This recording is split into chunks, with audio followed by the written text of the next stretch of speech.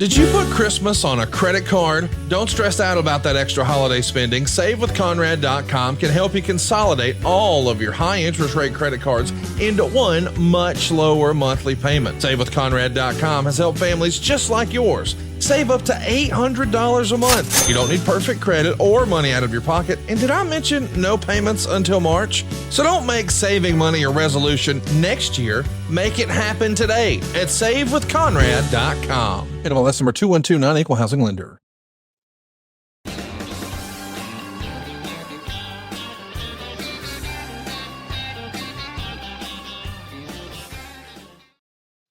Hey, it's Conrad the Mortgage Guy, and you're listening to My World. And of course, we couldn't do it without the Hall of Famer, the greatest professional wrestler of all time, your friend and mine, Double J, Jeff Jarrett. Jeff, how are you, man? Oh, Conrad Thompson. Now it really is. Slappy New Year. Good to see your face on My World recording day.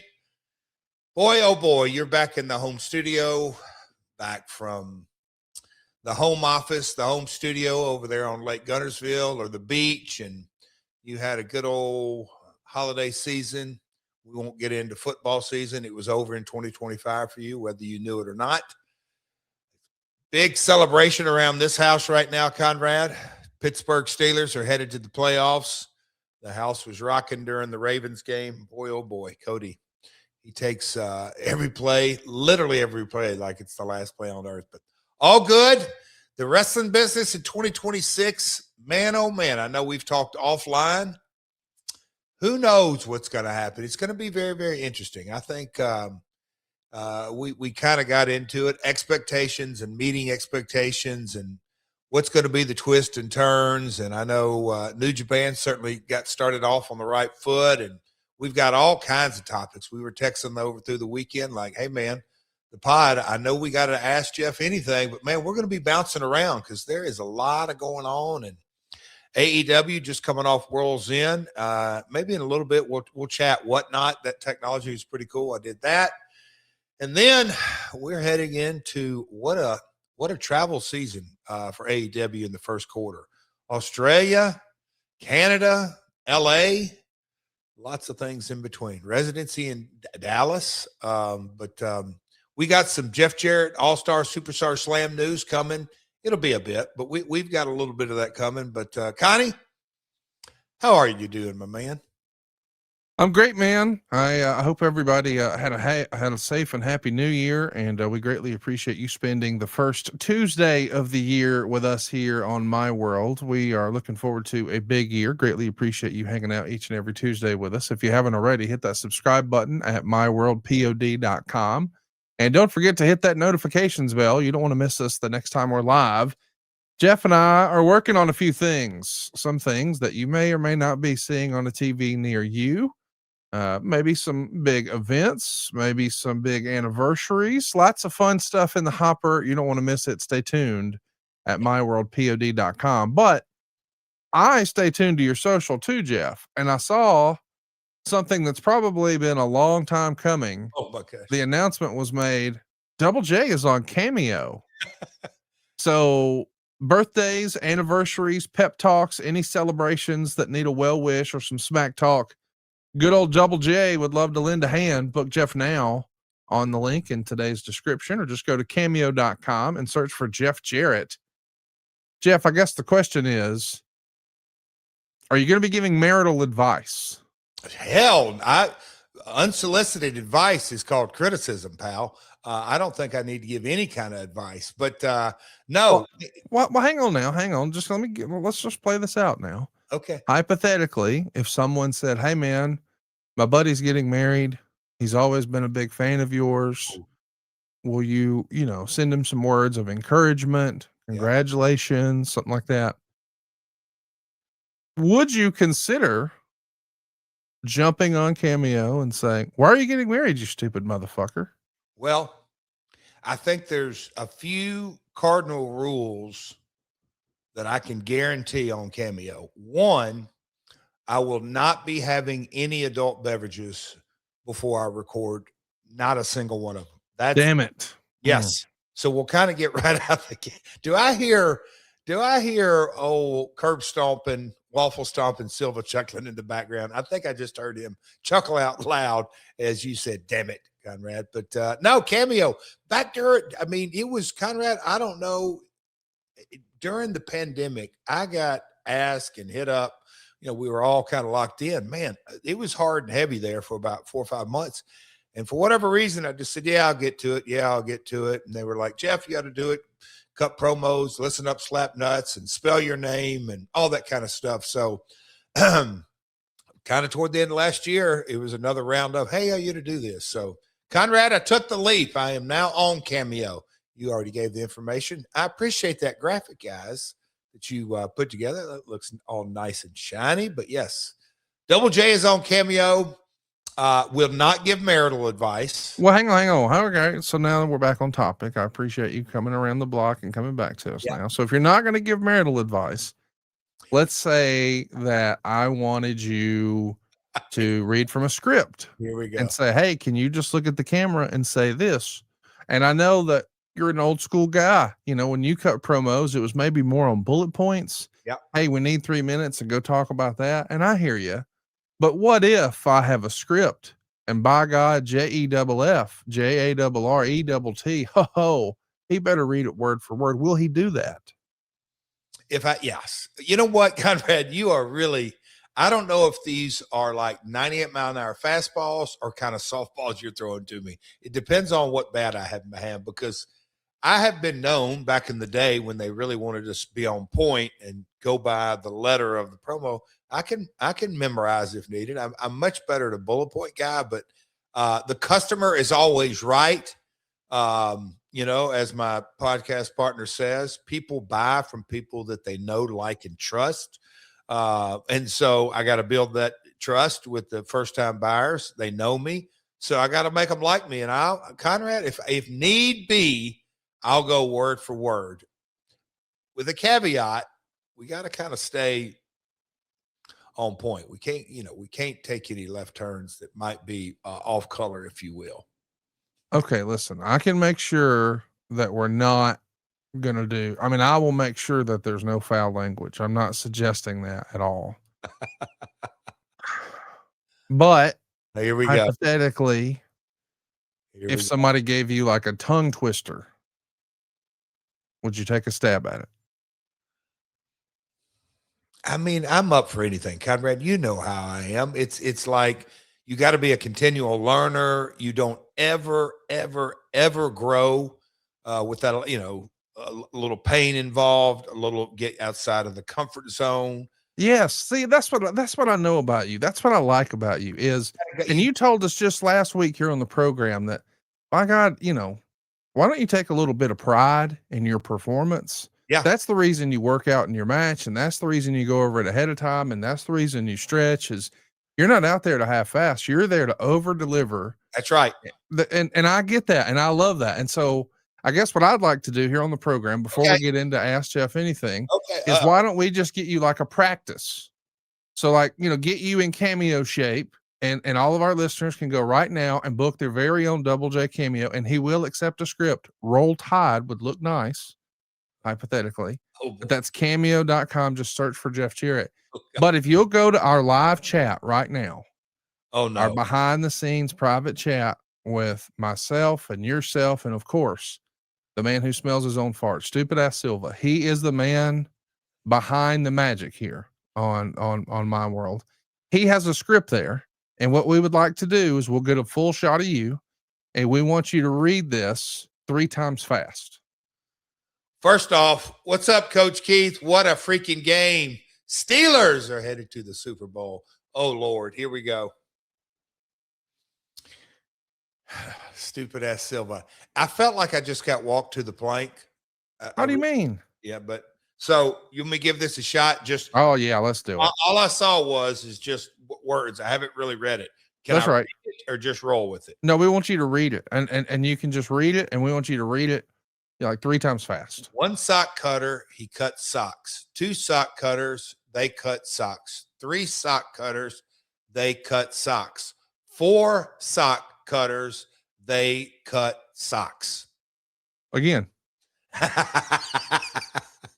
One Faster, sock cutter, faster. he cuts socks. 2 sock cutters, they cut socks. 3 sock cutters, they cut socks. 4 sock cutters, they cut socks.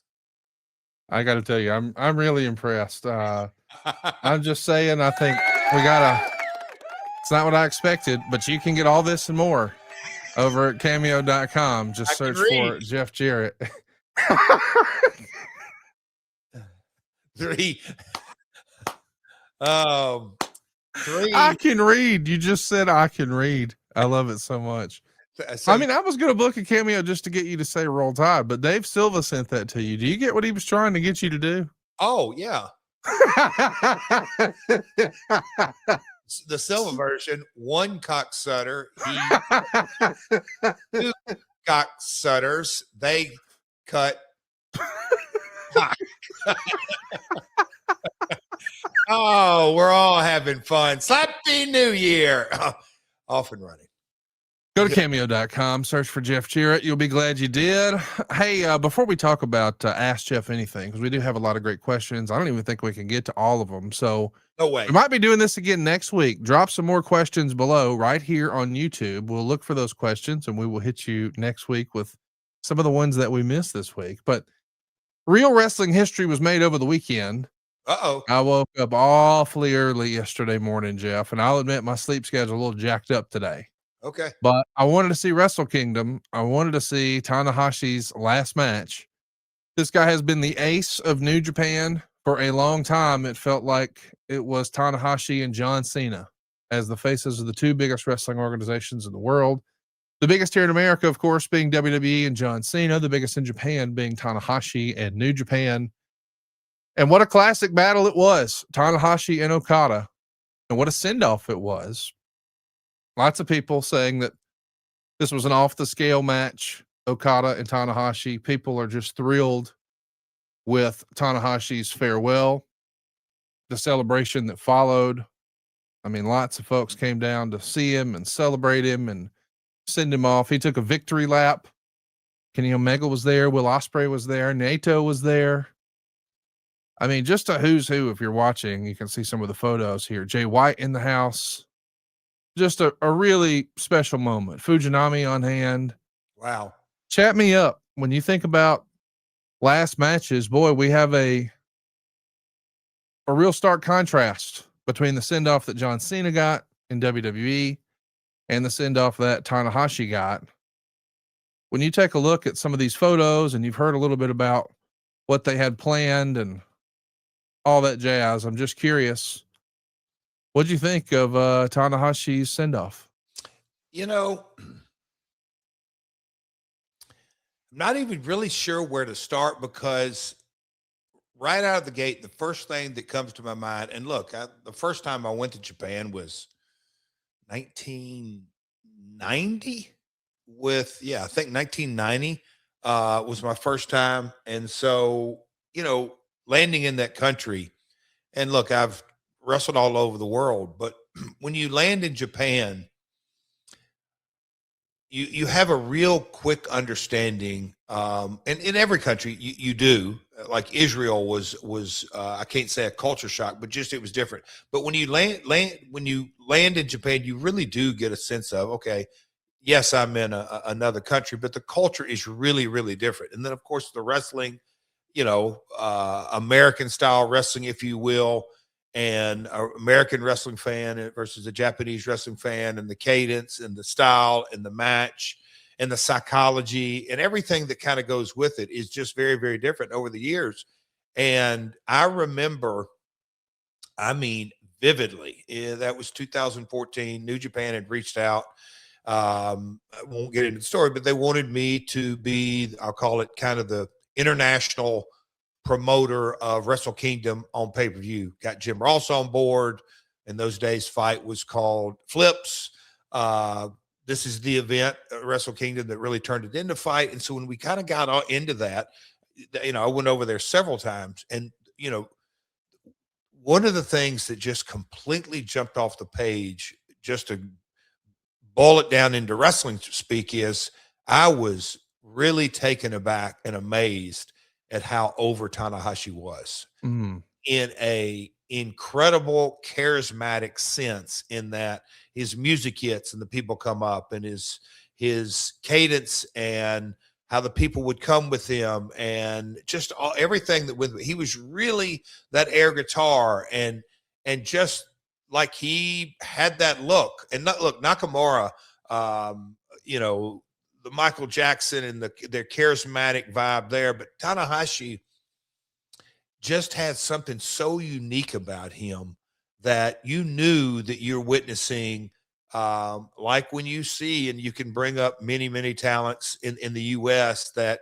okay, this guy's different. You know, Lawler's different in Memphis, Dusty, Florida, Flair, Charlotte, Von Erich's out there, you know, guys that just, they're above the regional brand, if you will. And then you get into Hogan, and then, you know, obviously Stone Cold and Cena, and we could go through all that. But just, you know, when you really look at talent that has risen above the brand, and the, you know, then I started doing my research and kind of how Tanahashi's journey and everything that went with it. And I'll never forget when Flew Over and the creative was, I went to save him, and we got back to back, and they laid out. I cracked Tanahashi with the guitar and joined the Bullet Club. I don't reference that for the Bullet Club. I reference that with, okay, man, this is a really impactful spot. But the reaction to the crowd, I'd turned on. I mean, it just, you know, that as a performer, okay, this is a really unique. And then just kind of through the years, and I got to see him out in Las Vegas and all that. So when I heard, okay, he's doing his last match, and I guess middle of 2025, whenever he announced it, I was very curious, like, okay, who's the opponent? How are they going to do this? Because he is, you know, the ace, but he's the president now.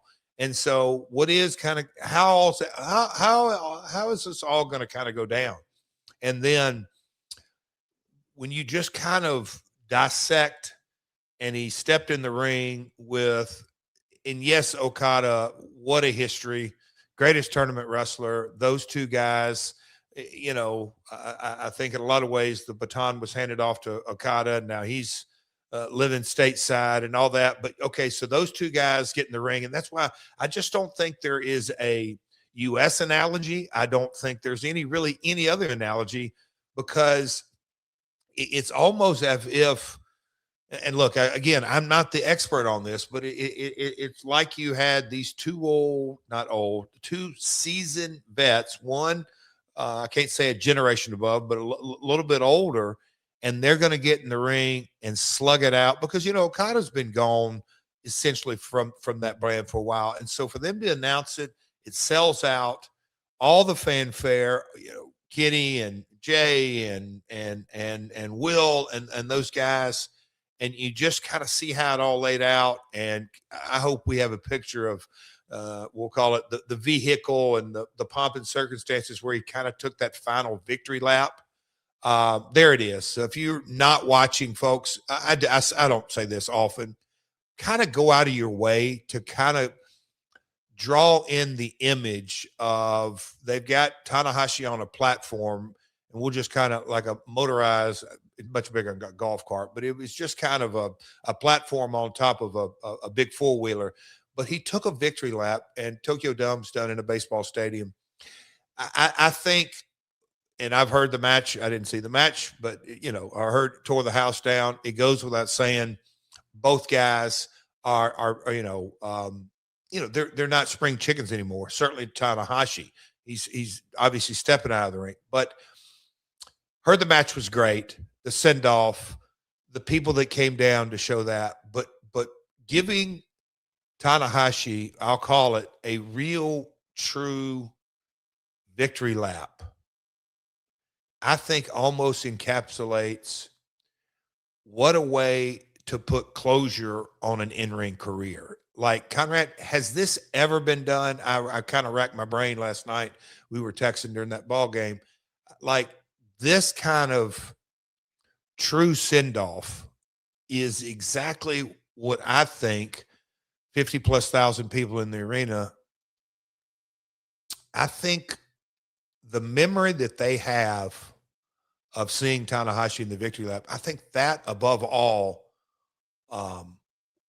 is the one memory that they'll take with them. It's certainly how I took it. And look, again, it's a different culture, and so things are received and executed done completely different. But man, oh man, my hat's off. The business, specifically the Japanese wrestling, but the business overall is much better off with the things that Tanahashi has done for the business, and I wish him nothing but the best in his next steps of his New Japan executive role.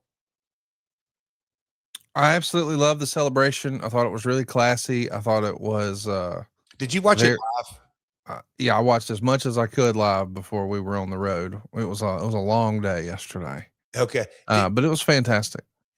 How was that? Because I didn't see it live. What was your thought when you kind of, I'll say from the 1, 2, 3 on? I'm very curious, and we just texted last night. What's your feedback on from the 1, 2, 3 on? I thought it was fantastic, but I also, if I'm honest with you, I was most excited to talk to you about this maybe than any other topic today. Because you came out so hard against Cena's last match. You did not like the finish. Now, I think as far as, hey, we're super serving the base, over delivering for the people who bought tickets that night, sending them home happy. I think we checked a lot of those boxes because of this celebration. But as a reminder, Tanahashi and Okada were the main event. Tanahashi lost in his last match, just like John Cena. The difference being John Cena lost to a performer who's under contract to WWE. Tanahashi lost his last match to someone who's not under contract to New Japan. He lost to an AEW performer in Okada. And if you pay attention to what happens over at Cage Match, they're saying that match with Tanahashi and Okada is already the 12th highest rated amongst fans of all time. Wow. And out of those top 12 matches of all time, as far as rankings on Cage Match, Okada has 5 of those 12 matches. Only one person has more, and that's Kenny Omega with 6. People absolutely love the match, Jeff.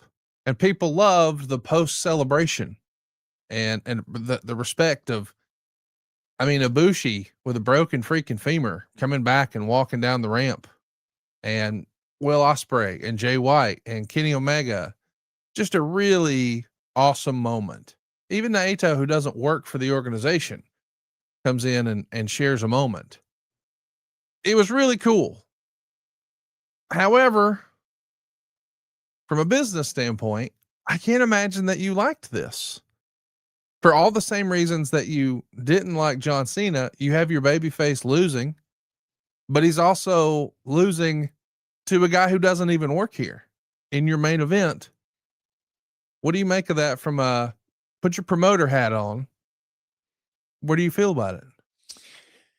Oh, you're I don't say poking the bear. So I almost stopped you. You said, "Oh, it's the same. They both got beat." I will diplomatically object to that it's the same. And I don't want to get in because it'll sound like I'm just hanging my hat on the heel versus babyface story. And that's, to me, you just have to layer in different cultures for sure. I'm not the biggest fan of the guy not being under contract, but I also believe that the story told is what matters most. It's the story being told. And look, we've had, what are we, a month from the Cena thing? So the story was, I'm going to smile and say, okay, I tap out. I'm not sure that resonates better today or worse today to fans, but it's almost as if the smile has superseded everything. Yep. I think the smile is a meme. I think the smile personifies kind of what that whole thing is. And you can I'm going to say, I think we're way too early in the ball game. Did Gunther really benefit out of it and all that? But let's not get off track on that, because it'll go back to that. But we are kind of comparing here. Yeah, that's kind of what you're asking in that. So the pros and cons that Okada, and I truly don't know the real relationship contractually between AEW and New Japan, but I do think there's obviously a gray area, because the promotions are working together. Yeah, there's a working relationship. That's fair. Deeply. I mean, I think it's deeply. So it's not like Okada is working for the opposition. No, he's working in America for an American partner, and he can obviously go back on big shows or whatever it is. So there is a working relationship. So I think there's a gray area when you say you're true in that he isn't contracted for the company. That's true. The next part of that is he is contracted to a friendly ally. So that's that. I'm going to go back to the story in that. Let's compare who came out at the end of so Cena smiled and gave up, and then post match, what happened? We'll call it the Office and the boys and that whole layer of people. Again, that's why I really want to be respectful of it's. And I started that with it. It's we're talking two different cultures, and if you don't take that into consideration, then I truly think, because the simple part is one speaking English and one speaking Japanese, not just literally, but figuratively. We're talking two different cultures. With that being said, it's a story. Japan stories in wrestling are different than U.S. stories. But with that being said, you had the Office come out and you had the talent come out, and Cena took off his shoes, and I don't remember all the ins and outs, and he left. He left, and they did the outshot Cody and stuff like that. So that was kind of the narrative, the story. John said, peace out. I gave up. I'm out of here. And we heard the reaction, and it wasn't favorable. I think that's fair to say. Yeah. It wasn't favorable. In this scenario, everybody went home happy. Well, the ace, Okada, is still an active wrestler. Whether it's in AEW or around the world, he's still an active wrestler. Man, oh man, I didn't see it, but if different folks are raving saying it, so it's a highly competitive match. I'll say that. He didn't smile and tap. And I do believe, and this may be old school or not old school, I think there's a huge difference in 1, 2, 3s and taps. I think psychologically, emotionally, the viewer views it completely different. That may be old school. Maybe we can talk about that, but I just think it resonates different, whether you think of it consciously or unconsciously. Babyface is passing out because of the pain you can relate to and say, man, he really never gave up, but shit, it really hurt him so bad he passed out, but he never gave up. Heels, tap, tap, tap, tap, tap, tap. Yeah, that coward didn't want his leg broke. I mean, there's just some kind of different things. So, but 1, 2, 3s ain't a horse that can't be rode or a cowboy that can't be thrown. Everybody can relate to, damn it, it wasn't his day. He got caught 1, 2, 3. It is what it is. But that being said, they as the Pat Patterson said, give them what they expect and then go the extra mile. And I don't know if it was announced that Will and Jay and Kenny and Bushi and Fujinami and all those guys were announced, but that kind of closing ceremony, the greats of the greats, and to me, the other thing that just kind of makes this just a little bit different, his peers got up in the ring with him, and I know Punk and Cody did that, and they gave him his belts and all that kind of stuff, but the peers getting up in there, when you kind of looked at that shot of all 7 in the ring, there is, you just kind of know that. Look at Tanahashi, mad respect for everybody in the industry. And so the fans in the arena don't need to be bought into, but they bought into. And then the victory lap. That's where I'm going with the victory lap. When I saw those clips online, I just went, wow, that is a memory that New Japan, hats off to the execution of the send-off. That's where I think it's different. Conrad, love to hear your thoughts on my thoughts. No, I love it. And we want to hear from you guys. What did you think about Tanahashi's last match? How does it compare to John Cena's? How are they different? How are they the same? If nothing else, we've said this pretty consistently here on the show, Jeff, and I'm going to quote you on it forever and ever for the rest of my fandom. Creative is subjective. Yes. And I really appreciate that, because you didn't love the John Cena creative. You did like this creative, but it's subjective. And some people would do things differently. That doesn't mean that one is right, one is wrong. It's subjective. So I'm saying all that to say, if you had the pencil, so to speak, as a rule of thumb, the old school way of thinking, I feel like, was let's put over a young new guy. And for instance, a few years ago at WrestleMania, John Cena lost to Austin Theory. They were trying to get him ready. Like Kurt Angle in his last match lost to Baron Corbin.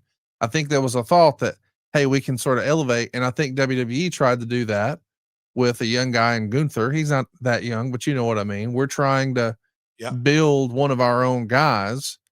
New Japan made a different choice here. They instead chose to give the fans exactly what they want. So maybe they are catering to the fan more so than they are doing what's best for their own promotion. So I wanted to ask you about that. What's your question? Because I got a comment, but what's your question? Well, my question is, what would you have done? Would you have it? Because you made a lot of these calls in TNA, so you've obviously grown, and Japan is different. And I am curious, if this was your call, would you have picked someone like a Gabe Kidd? I'm not saying him. No, I'm saying somebody you're trying to build up. So I will, and look, it's subjective, but there's no doubt in my mind.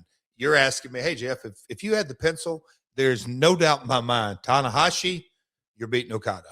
I think Okada was the perfect, but I don't think it would have hurt anything if it doesn't hurt Okada for him to lose. I agree. Hell no. And I think it would have, again, I want to be careful that I'm not, like, did it take away from what they did after the 1, 2, 3? I don't think at all. Because again, that's where, my father, Vince, all the long-term successful promoters will tell you that the story is, you can arrive at it many, many ways. Wins, one guy up, one guy down, DQs, double DQs, count outs. There's a lot of stuff you can do and all that, but you want to kind of get to the story that resonates, where the viewer, the consumer, said better, is emotionally satisfied. And if you got to do a return, you got to return. But they are, at least, it's like the baby face goes over. All right, he beat him. All of a sudden, they, afterbirth, and you beat him up after that. Okay, well, then that's the continuation of the story. But the viewer was emotionally satisfied at some point toward the end of that. So, you're asking me. I'll say this. Here's kind of another philosophical, subjective point. Whether it's the Kurt match, whether it's the Cena Austin Theory, all that kind of stuff. And look, this is where it gets really subjective. But I do believe that big shows, whether it's SummerSlam or Revolution or All In or whatever your big show is, I don't think that's the place that you put the up-and-comer over. The build and the consistent heat and build. But if you've got a Kurt Angle on his last match, it's debatable, but what did that really do for Baron? Nothing. It did nothing for Austin Theory either. And look, Cena came back. He wasn't retiring. That's right. Kurt's last match, unfortunately, I just can't put toothpaste back in the tube, but they fucked it up. Let him slap an ankle lock on and have somebody tap, and Kurt have his flowers, and his new wife is there, and kids, and whatever it is, fill that up, and brothers. I mean, just the Angle family, and there's such a story there. There's a couple of different things. Anyway, we're kind of getting off track, but I just think. Hang on, before we move on, I want to ask you, besides Vince, do you think anybody was happy with Kurt Angle, Baron Corbin? Like, I think Baron Corbin has said, "Hey, I shouldn't have had that match. I shouldn't have been." I don't know that. I just Baron Corbin has said, I shouldn't have been Kurt Angle's last month. So Baron, great guy, by the way. Anybody who has an opportunity to work with him, go out of your way. Cody, but he's so good with Cody. He's funny. But anyway. Fantastic. 10 out of 10. But I'm just saying, he was like, yeah, I shouldn't have been in that match.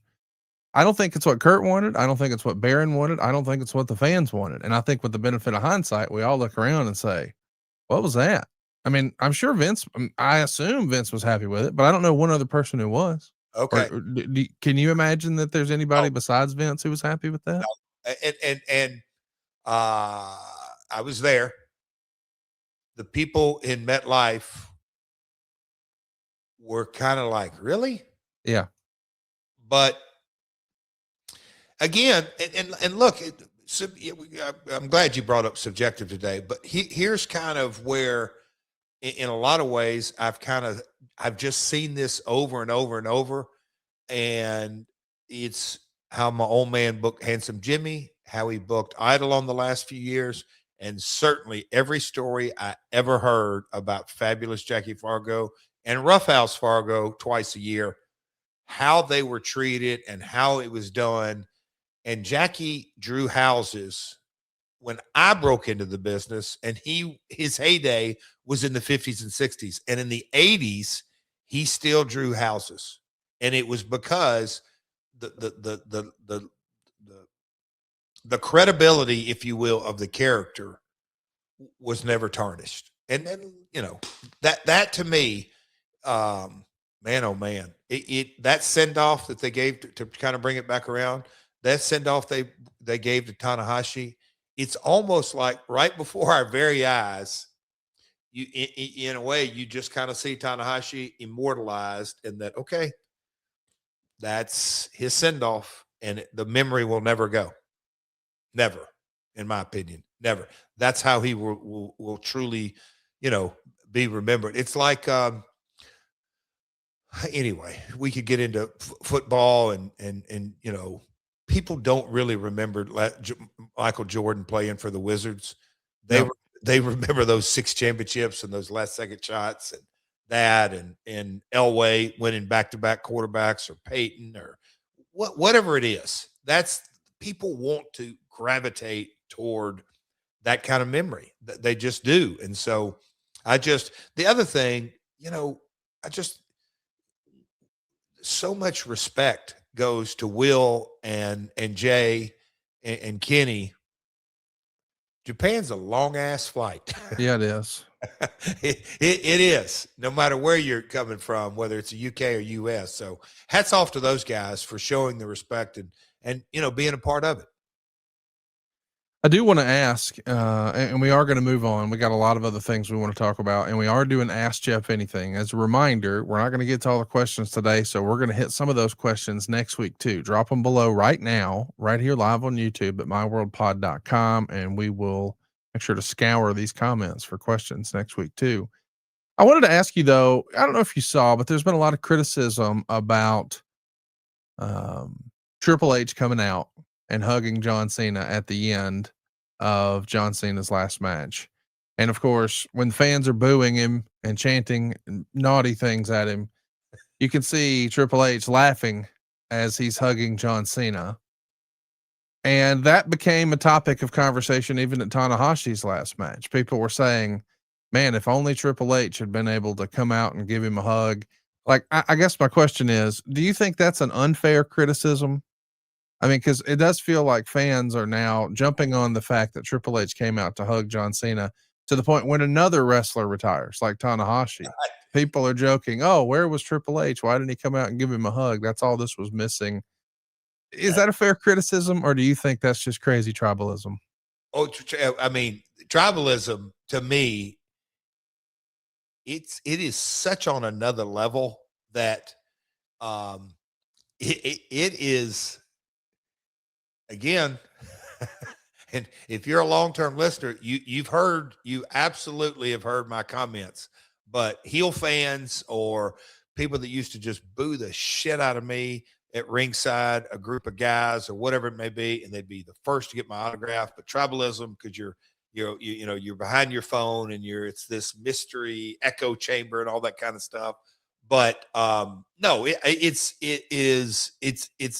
the analogy is laughable. It's two different cultures, two different scenarios. I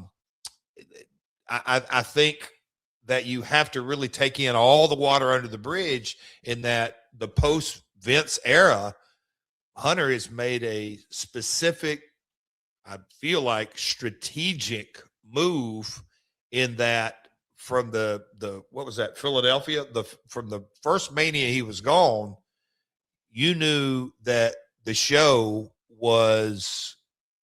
he was the Dana White, and he, whether it's VOs or whatever it may be. So that we'll call it negative reaction wasn't just because of the night. I think that was a cumulative. It has to be a cumulative effect because, I mean, and I think I'm going to say it for you. You're probably going to say, yeah, Jeff, it was the entire retirement tour, the missteps of that. But I think it's a cumulative effect of it as well. But just because it's Jerry Lee Lewis and Elvis Presley and any of the other folks to tell you that are really, really, really, it's hard to follow the original. It really is, no matter what. One more thing about Wrestle Kingdom, and then we'll move on. We saw Andrade pop up in New Japan. He was on the Wrestle Kingdom show. He looked better than ever. Lots of people commenting on what great shape he's in. This was his third appearance, or third match rather, post WWE. He's appeared at some US indies. He's even appeared as a one-off, or so it seems, on an AEW program. And of course, we heard that there were conversations about what were the particulars about his non-compete. Allegedly, he had a global non-compete. Seemingly, that's been revisited. I believe Andrade spoke with David Otunga and then perhaps some different attorneys with Rush's help, and they navigated or negotiated some sort of a new agreement, a new separation agreement with WWE. Now, I have no inside information. I don't think anybody listening to this really does, but there is a big mystery of, hey, what do you think that entails, Jeff? So Andrade's back. He's wrestled a match in Puerto Rico for WWC. I think he's got their title, the World Wrestling Council. I know he worked with The Crash down in Mexico, which is another big promotion now down there that at different times Conan's been involved with, but it's not AAA. It's not CMLL. And now we've seen Andrade appear and actually wrestle a match in Wrestle Kingdom. So we've seen him like make surprise appearances in the US, but not actually wrestle a match. If you had to venture a guess, and again, we're guessing here, we're acknowledging we have no inside information. Do you think that Andrade has a TK non-compete? He's not allowed to appear on Ring of Honor or AEW programs? Or do you think it's a North American? He can't wrestle in America. What would you guess is the new agreement with WWE and Andrade? Oh, you're getting me to speculate. Oh boy. So legal is not subjective, but yes, it is subjective in the interpretation. But also, deals are made to be broken and negotiated anew. It's always kind of, oh no, I got a deal in place. That doesn't matter. Let's go back to the negotiating table. Anything can be crafted, but it just, Conrad, and again, I am so far, A, I'm not an attorney. B, these non-compete laws or non-compete clauses are very, and every day that goes along, I think it's also intent, and you really have to look at who wants to pay and shuffle paper. It just kind of feels like Andrade's reps said, hey man, this guy wants and needs to work. I know you don't want to like bankrupt him. I don't know. And again, it goes back to however they went their separate ways. And I'm not saying handshake or, if they hugged each other, they being Andrade and WWE or TKO, but whatever they went their separate ways, what was the real calls? What was the real separation? Was there breach language even discussed? Was it, we're going to cut the contract off? Did it expire? Is it a rollover? Like, there's I think a lot of different things in there that you got to what was the real separation and how did that go? And then the next step is, okay, hey, our direct competitor is AEW. We're not letting you work there or any of its subsidiaries. I mean, I think there's kind of a probably a clear delineation. If I'm guessing, Conrad, that's my gut. You can work anywhere except AEW or its subsidiary, being Ring of Honor, period. I don't know why I find that interesting. What do you guys think about the Andrade non-compete? Let us know below, because I know this has been a hot button issue. Should non-competes be in wrestling? Should they allow certain carve outs for other promotions? How much longer will non-competes be a thing? Who knows? Let us know your comments here at myworldpod.com. Hey, I do want to talk to you a little bit about Matt Cardona. We've got to talk about TNA debuting on AMC. We've got Randy Orton's back.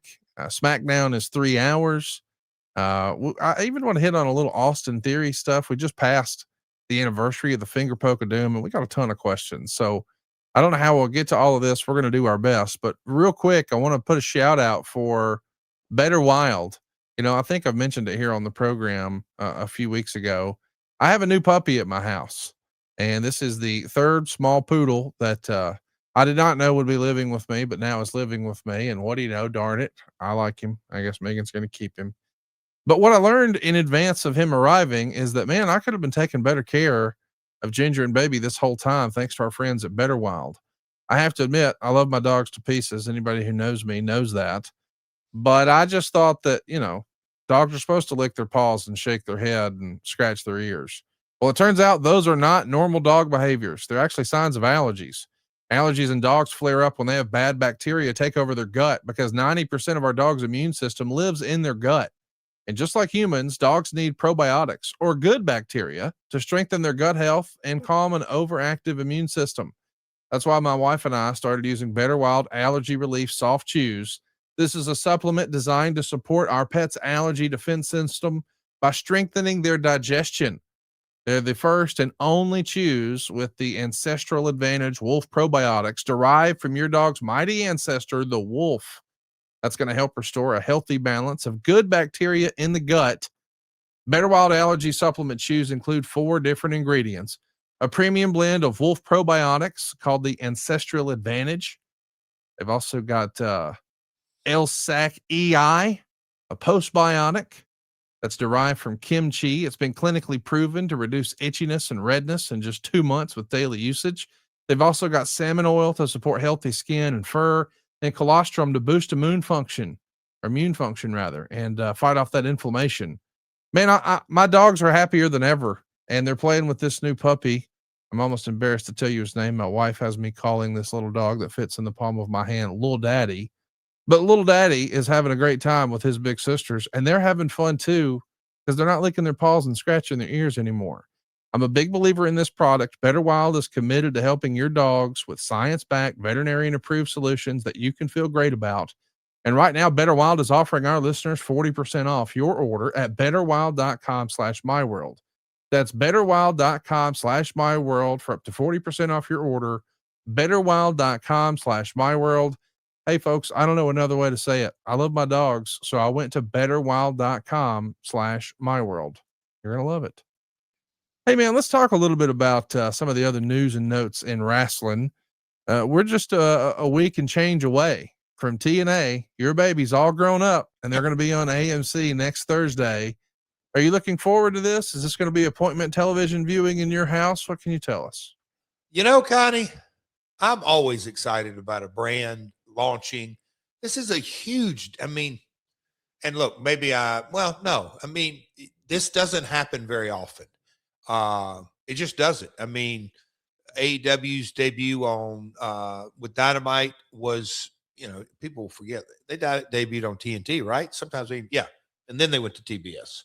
But anyway, just the Fox SmackDown that was big. I remember working in WWE, all the brain power that literally went into that entire relationship. And, you know, going back to 99 when we went to, what was that, UPN, when it went a SmackDown? That's right. That's right. Just all kind of launches and the early days of adding Thunder.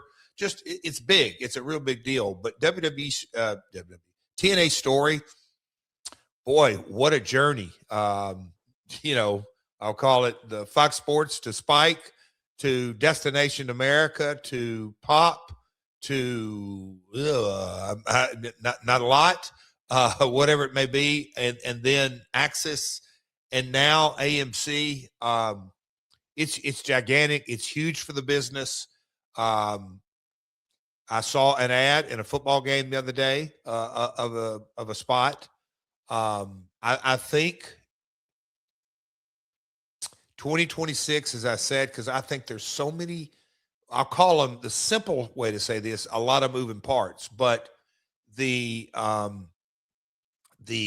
relationship with WWE and TNA and the talent exchange and all of that, in that I believe this launch, more to it than meets the eye, because how many WWE talent, because NXT, there's still quite a bit of exchange.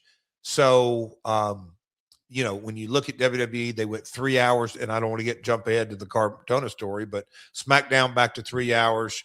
You have the AAA product, you have the NXT product, for the lack of a better word, you have the TNA product.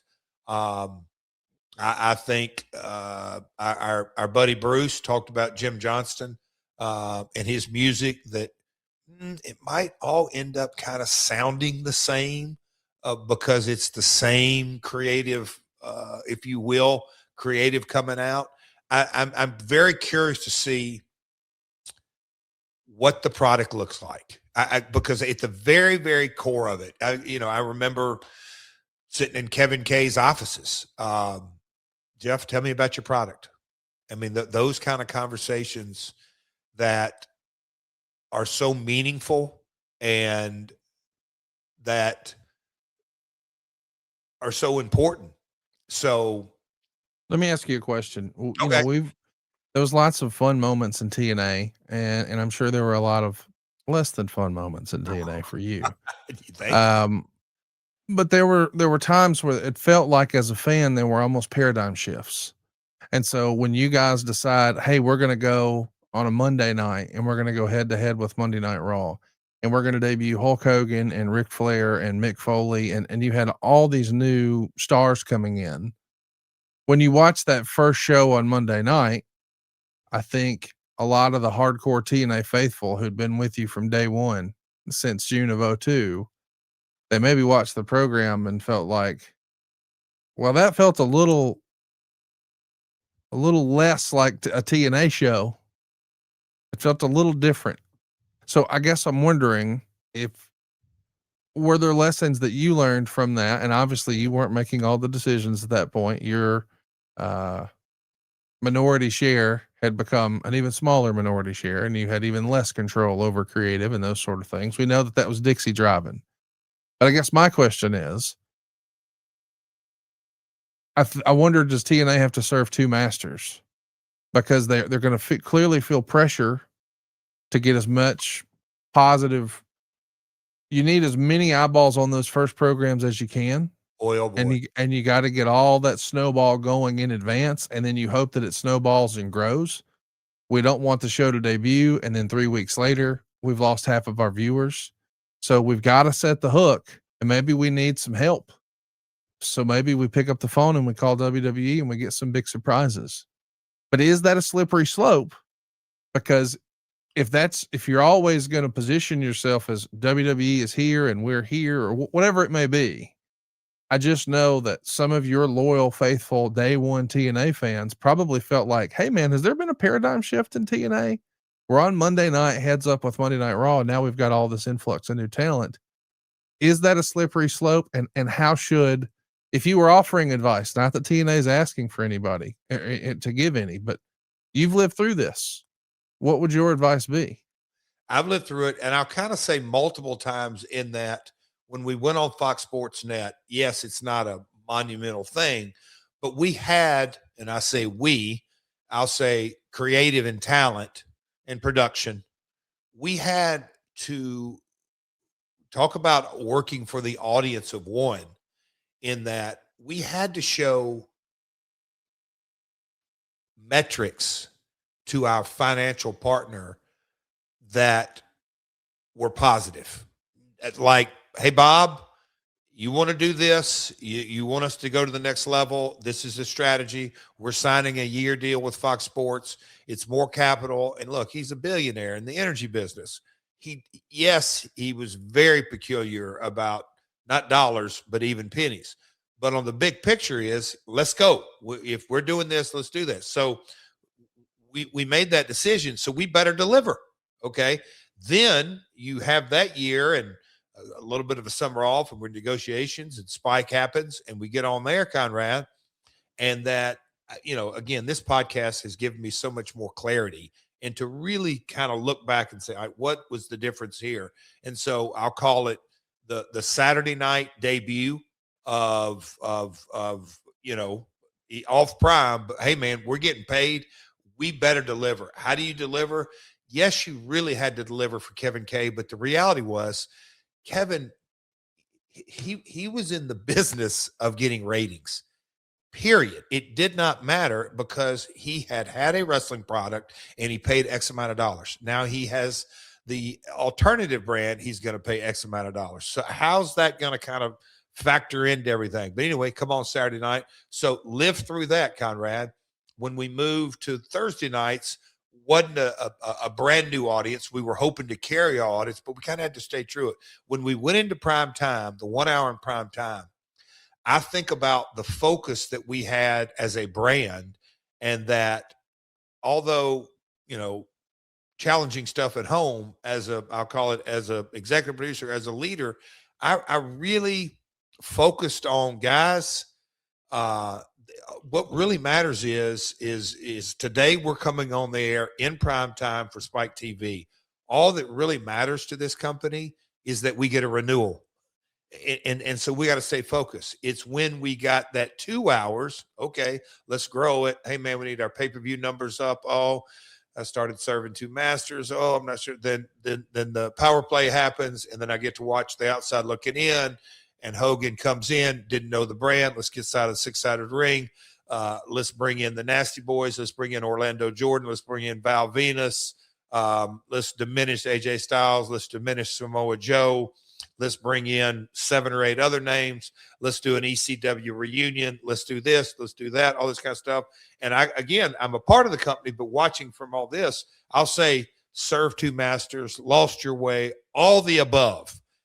So I think here we're really, and this is what's interesting, Conrad, I'm not sure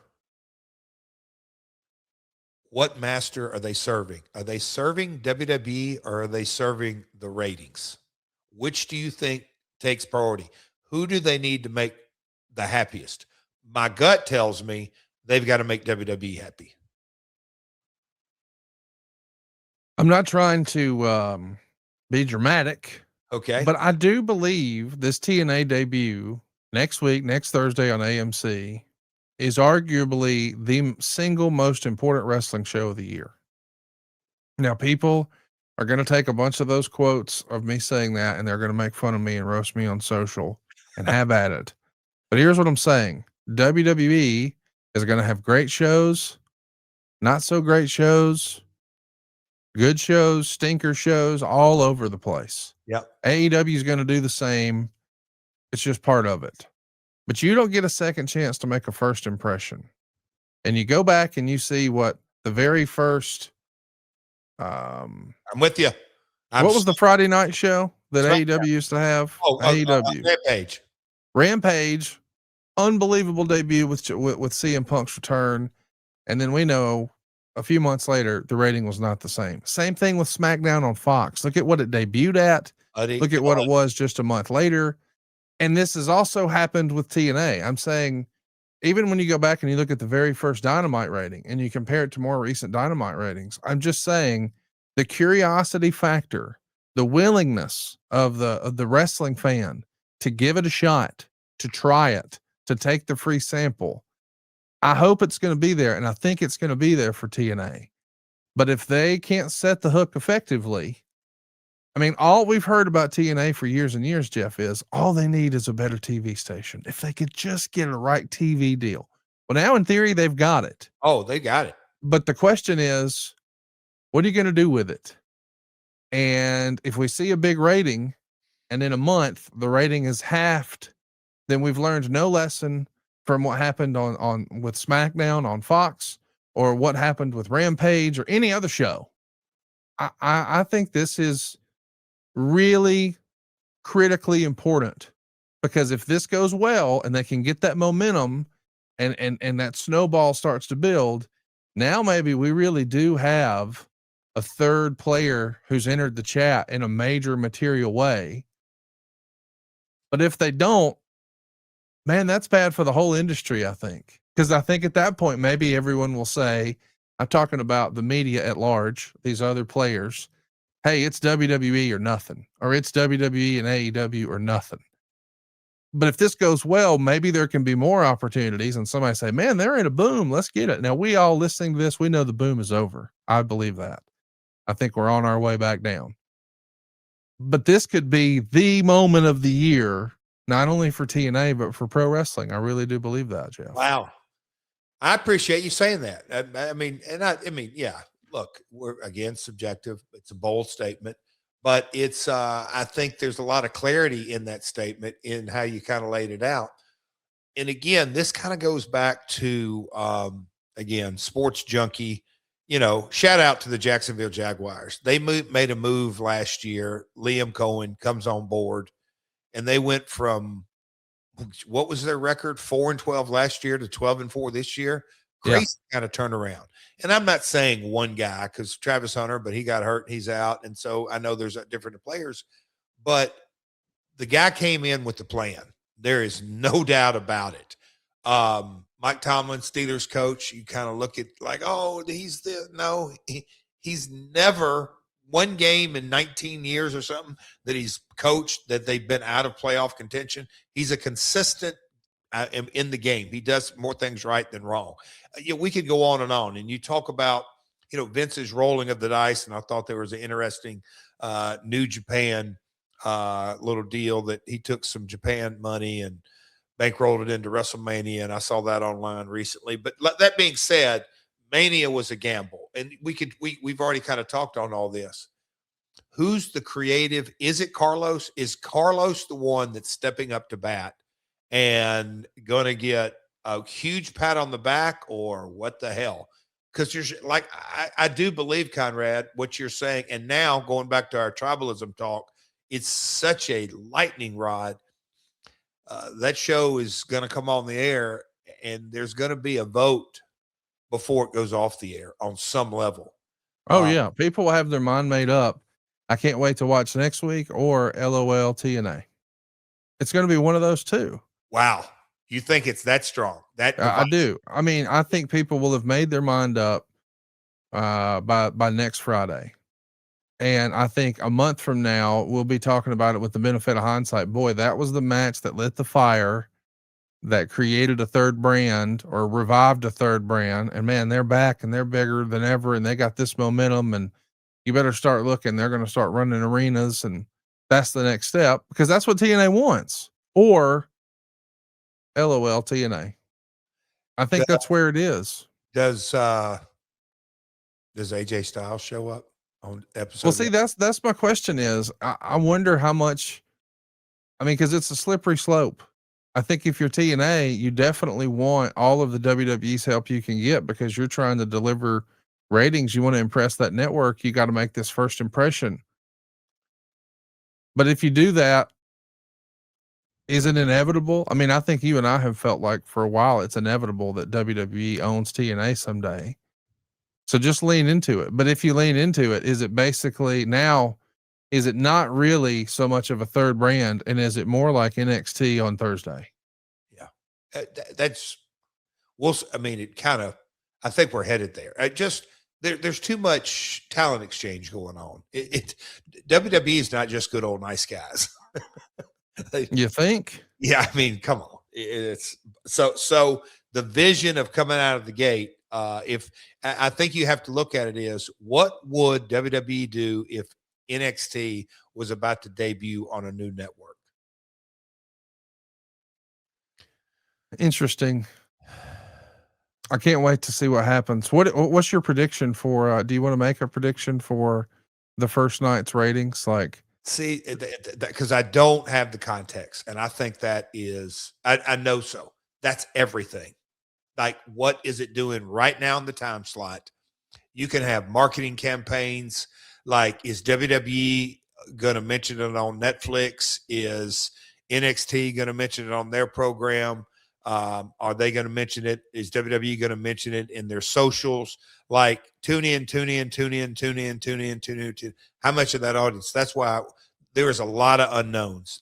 And also, like, what is TNA's plan to drive tune in?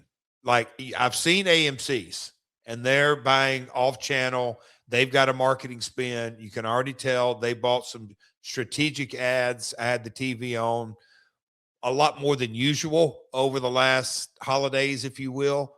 You see their placement. AMC has bought a pretty healthy tune-in package.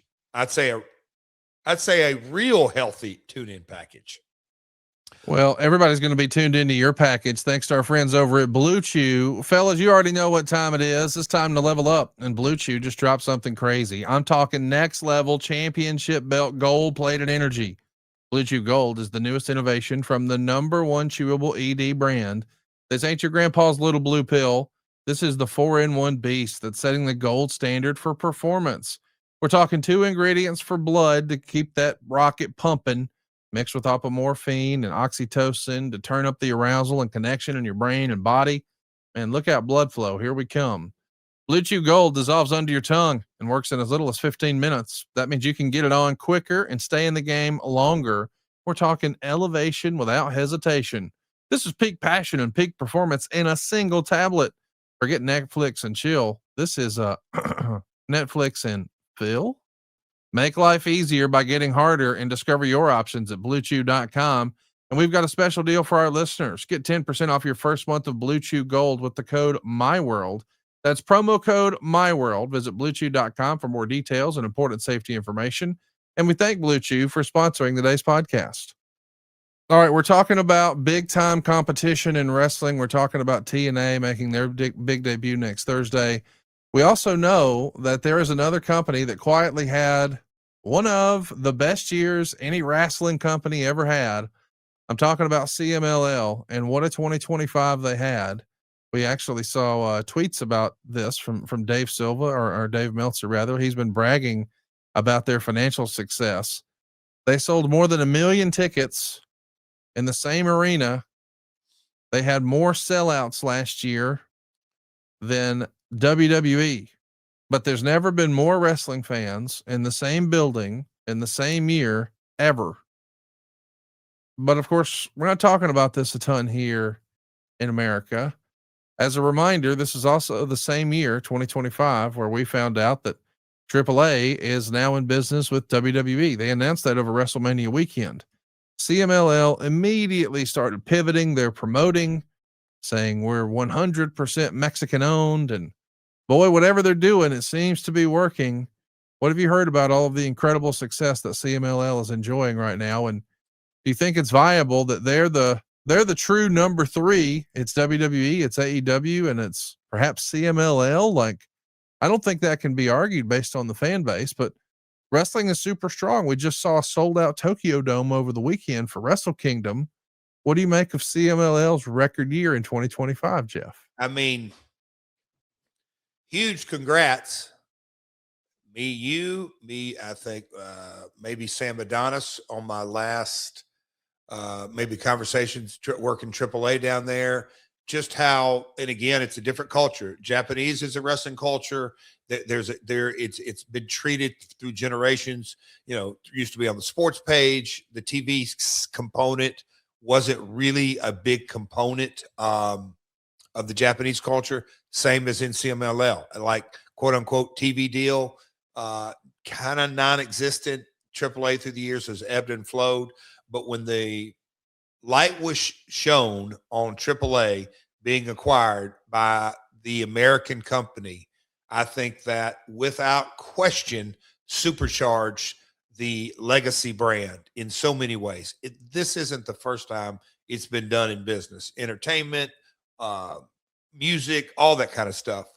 But they still have to have a base fan base and their business model, because whether it's Meltzer or whether it's a businessman in Mexico or Conrad, me and you chatting here on this, Lucha Libre, I think they're on their 90th anniversary show or something like that.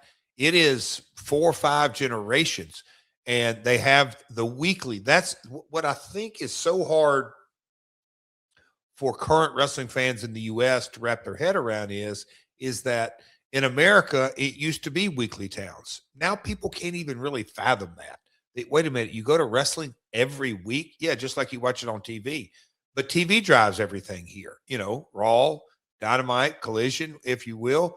CML, if you want to go see wrestling or watch wrestling or consume wrestling, you're leaving your house and going and watch it. Yes, you can get online. But to really be a part of a product, Dynamite and Collision watchers, they're online and they're ingrained emotionally into the product. For CMLL fans, and there's a lot of tourists that goes into it, but I just think there's a bunch of different factors that goes into it. But man, you just cannot deny how uber successful that promotion has been this year, and not just in Mexico City, Puebla, Guadalajara. They're hot, man. They are obviously. That's what I think a lot of people have maybe or maybe not glossed over, because that company's had ebbs and flows, but their core fan base, man, it's 90 years old. So it's such a strong brand.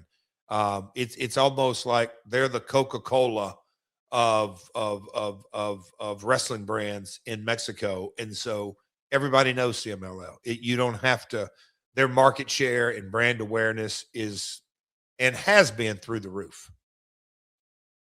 I wanted to ask you about where you think CMLL and New Japan fit right now.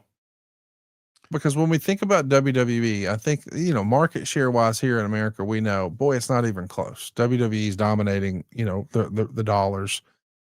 But when you look at it globally, clearly WWE is the leader. But in Mexico, boy, CMLL is on a tear right now. And we know New Japan just had a record event, sold out at the Tokyo Dome. But allegedly, and again, we don't know. We were freestyling about this earlier, so I'm glad to sort of bring it all the way back around. We don't know where Andrade can or can't work, but we assume he can't work in AEW because he made one appearance and he hasn't been back since. But he was on the New Japan show, which makes me think, hey, maybe the WWE hasn't carved out New Japan, which I'll admit is kind of curious because as the legend goes, Nakamura wanted to be involved for Tanahashi's last match. So much though that Takeshita, when he was in his match for the New Japan World Championship, he dropped that belt, by the way. He wore one of Nakamura's bandanas around his arm to sort of commemorate and celebrate Nakamura and his legacy with Tanahashi in New Japan. But I guess WWE didn't allow him to appear. I found that curious considering WWE themselves sent a big flower arrangement to the event to Tanahashi. Do you think there is a possibility, or is there a clear no-fly zone? I'm wondering, what do you think the relationship internationally is with WWE? Like, we know that they have a presence in Mexico with AAA. Do you think they're interested in doing business in other territories? Is it a no-fly zone? Because it feels like a no-fly zone if you're saying Nakamura can't go, but you're also sending flowers and allowing Andrade there. It's hard for me to reconcile. What is WWE's attitude with these third-party companies? Third party to WWE is a 4-letter word. Okay. I mean, but it's not for TNA. What do you mean not for TNA? Well, TNA's third party. Okay. Jeff is winking on an audio podcast here. But okay, Conrad, do you truthfully believe that TNA is a third party to WWE? That there's no first right of refusal there? I do believe there's a first right of refusal. Then they own the company and they are moving the chess pieces. And AAA, you know, but you can kind of see Vince's mentality, and I think Hunter had it even more than that. Hey, I want to set up NXT all around the world. They want to own everything, and that's their strategy. And the flowers is nice gesture, but that's a couple $100 and send flowers. They certainly didn't want to. They certainly didn't care for him enough to say, Nakamura, this is your home country. This is where you were born and raised and really became the talent that you are, the fantastic. You were so good there. That's why we wanted you to come on our roster. They didn't care that much. So, yeah, I think I'm chuckling, but there is so there is no such thing as third party love in TKO's mentality. You can see it in boxing and you can see it in wrestling. It's positioning. And they are brilliant business folks.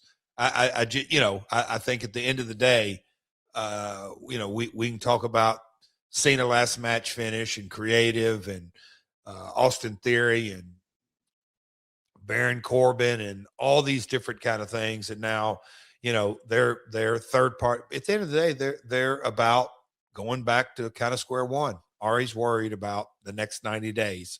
And when this 90 days is up, I'm going to figure out how I make the next 90 days even better. And then the next 90 days and the next 90 days. They're not worried about third-party relationships. Well, we'll see what happens. It's going to be an interesting 2026. We know that SmackDown is now back on 3 hours. We also know that Randy Orton is back. I don't know if you saw Randy Orton make his return, but he hit a couple of RKOs on The Miz. And it was interesting because the dude's so over with the audience. They pop for his theme song. He's able to come out in a t-shirt and joggers, say nothing, hit a couple of RKOs, hit a few poses. Fans couldn't be happier. What do you think about Randy Orton being back in WWE? It's, so the phrasing Randy Orton's back, I understand that, but he's just been at home. It's not like I don't see it as like a massive return. He's super over his in-ring work. On one of those clips, maybe it's a month or so ago, when you kind of looked at him and Cena's, like, Randy hasn't been on top for a few years. He's got a 20-year run. It's right up there with, Taker, having that just incredible lengthy run. And you can't ever say that Taker, quote unquote, was the face of the company.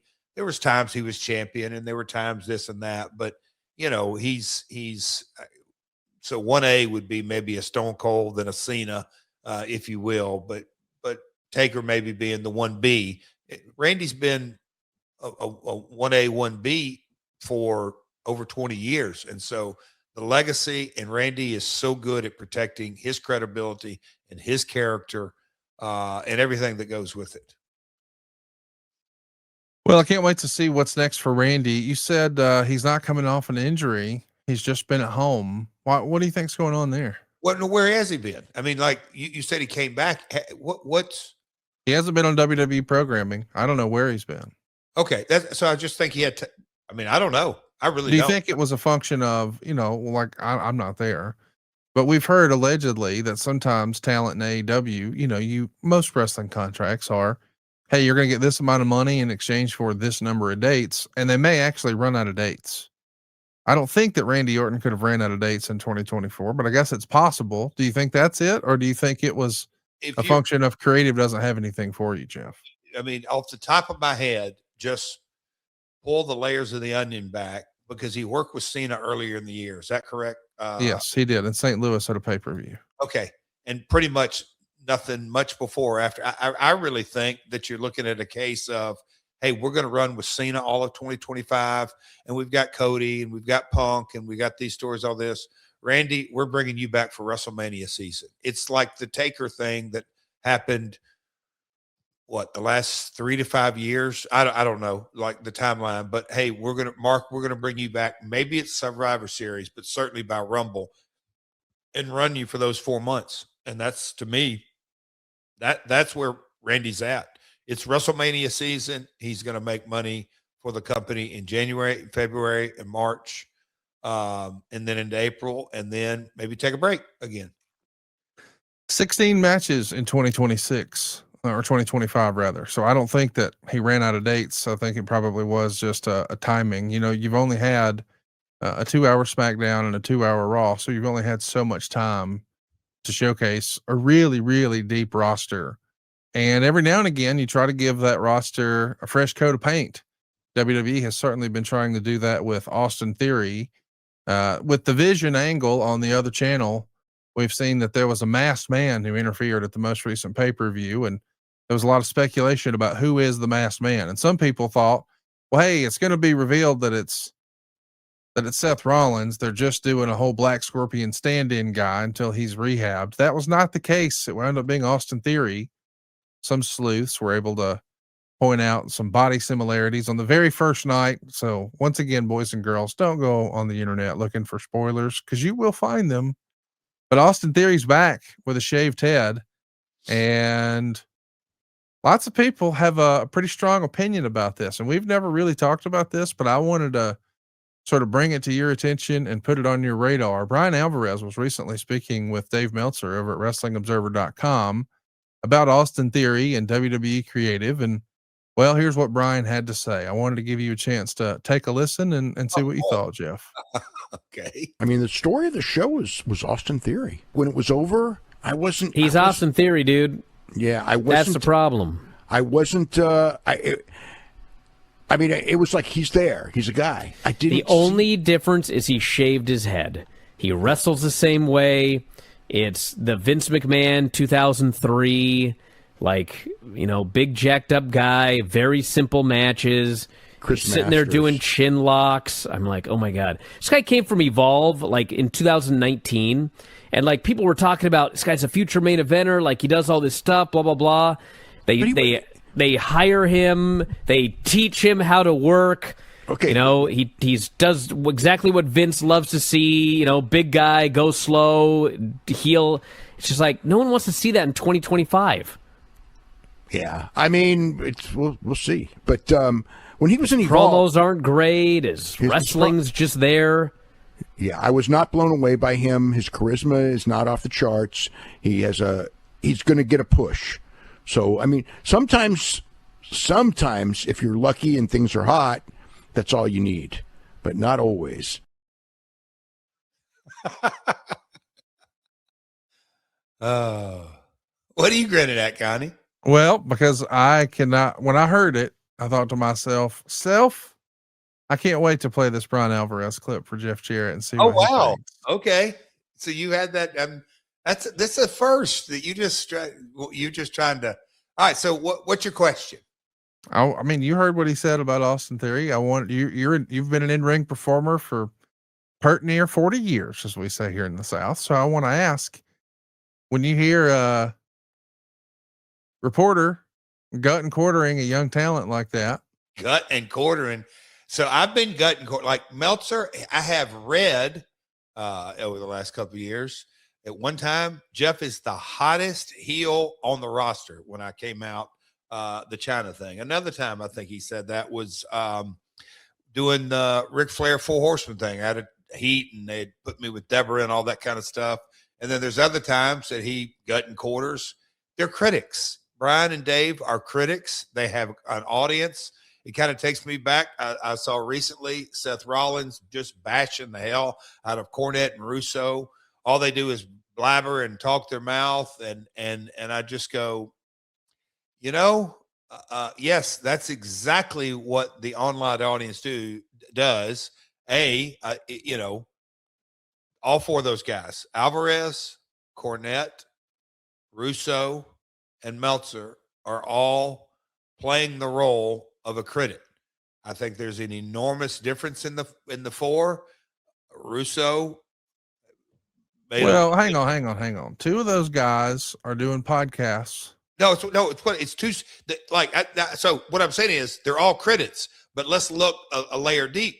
Cornette he's a walking, talking historian, drawn money, been in creative, the highest level of creative in all kinds of companies.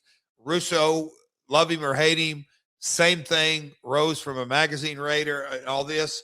Brian and Dave are, and I think Brian has a little bit of a wrestling background, but he does. But they played the role of being a critic. I guess you're asking me what do you think?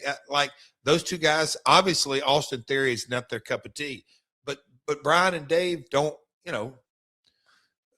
all due respect. Well, hang on now. They don't write checks for Austin Theory's career, and Austin Theory's probably bad.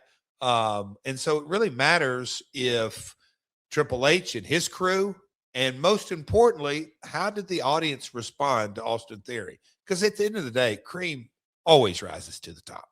Always. Always, always, always. What do you got, pal? What do you think? I'm thinking, I want to ask myself, when was the last time Brian Alvarez talked about somebody on AEW that same way? Oh, that's not going to happen. And that's my issue.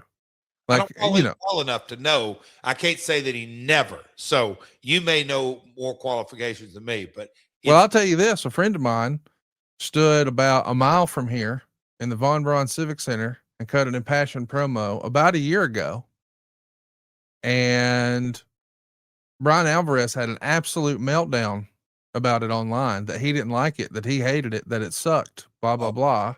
Brian's never. And the entire angle was scrapped. Like, I think Brian Alvarez changed your creative last year. As a matter of fact, I know he did. Yeah, that's what happened. You did your promo. It was received poorly by Brian Alvarez. People in that side, on that side of the fence, said, "Oh, he didn't like it. Let's try something else." Wow. He's a shape. He is a tastemaker. The AEW audience, and a lot of wrestling fans, myself included, we have grown up reading the Observer because we wanted to know, and Dave would even probably tell you that his goal was to tell you, almost serve as a guide. Almost think about it like it was a food critic, Jeff. Oh, hey, there's a new restaurant that just opened up. We went in and we tried the so-and-so. You got to go and be sure to check out this dish or that dish. Dave Meltzer was trying to help wrestling and say, hey man, go out of your way to see this. I saw this and this match was outstanding. It got this many stars.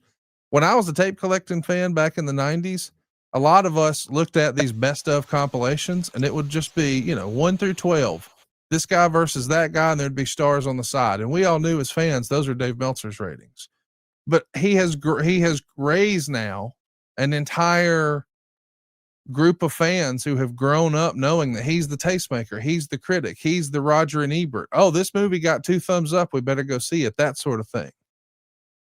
But when we're gutting quartering a young guy who's trying to figure it the fuck out, I'm just like, wait a minute. Yeah. And I appreciate what you said when you said, hey, I think Brian has a wrestling background. Would anybody who is a wrestler talk about another young wrestler trying to make it publicly like that? Now that's a fair point. I'm just asking. I've never heard one person who is an active wrestler under contract. I'm not talking about Matt Riddle calling out Goldberg. I'm talking about a young guy. Yeah. And somebody saying, this guy's the shits, blah, blah, blah. It's like, wait a minute. You don't do that. And he doesn't do it to AEW. Why doesn't he? That's real. So Conrad, one thing that you said, I'm going to circle back on, is the mystery has been solved by Conrad Thompson, because I get asked that more often. Hey man, ask Brian fucking Alvarez. He'll tell you. What happened to your story? Go play his podcast, his audio shows immediately afterwards. He was after you and it was dropped. He was the loudest voice, But what I'm saying is what those guys believe gets parroted and it gets repeated. Yes. If Meltzer said this is a 5-star match, then by God, I got to go out of my way to see it. And Meltzer said it's good, and I want to be perceived as smart because he's perceived as smart. So I'm going to say it's good. And by the way, I'm fine with that. But I'm saying what you and I do on this show, and sometimes we take a little shit for it. We talk about the things we like. Guys, we're watching the same fucking shows you are. There's a lot of shit on both shows that ain't all that great all the time. Yeah. We're not going to come on here and talk about it. Now, we might be critical of a decision. I know some people out there are going to say, oh, you got shit on WWE all the time. Hey, motherfucker, tell me when we shit on the guys. We haven't, because that's not what you do. No. They're doing someone else's creative. So when you're saying, oh, his promos aren't very good, you mean the words they're scripting for him aren't very good? Do you not know how this shit works? Yeah. But Brian Alvarez now, when he does this, he has created an entire belief system now amongst the online fans. Austin Theory sucks. He said it so much. Now the fans are like, well, Austin Theory sucks. Based on what? You didn't even give him a shot. We didn't even give him a chance. When's he said that? You ever heard him talk about Daniel Garcia or Wheeler Yuta or any of the young guys they've made over the last few years on AEW? They're all great talents. We got to give them an opportunity to grow and get better. Yes. Damn, everybody gets better. Everybody needs reps. But to just shit on something like that right up front, I'm like, wait a minute. Is this just his time of year? He's going to come on here and try to change somebody's fucking career? Do you think, kind of going down that road, do you think Dave and Brian create the tribalism or enhance it? Maybe enhance is probably a better word, because a couple of things on the Cena thing, which I chuckled. Look, when I posted that and thought that, we got on here and had the conversations, it goes without saying. It's like, do I really need to say the creative subjective? But I said it. What I chuckled about is some of the comments. Hey, Jeff, sit this one out. You're not qualified to speak on this. It's Jeff, unbelievable. like what? Those kind of comments. And I'm thinking, now, who is qualified? Yes. Thank you. Like, who really is qualified? I think we're all qualified. If we've got a microphone and a platform, sure, we're qualified. We all got opinions and all that. But when folks, and that's where, I never really took it to heart. And you're the one that were the first one, Conrad, you've got a way about it, that really made me not believe, but understand that, hey, Jeff, your story's kind of interesting. And I like to joke around with you and call you the Forrest Gump of wrestling. But no, with your grandmother Teeny and then Jerry and kind of your upbringing and this, and it's kind of fascinating. And then you didn't really walk out on Vince. You did a business deal. He didn't.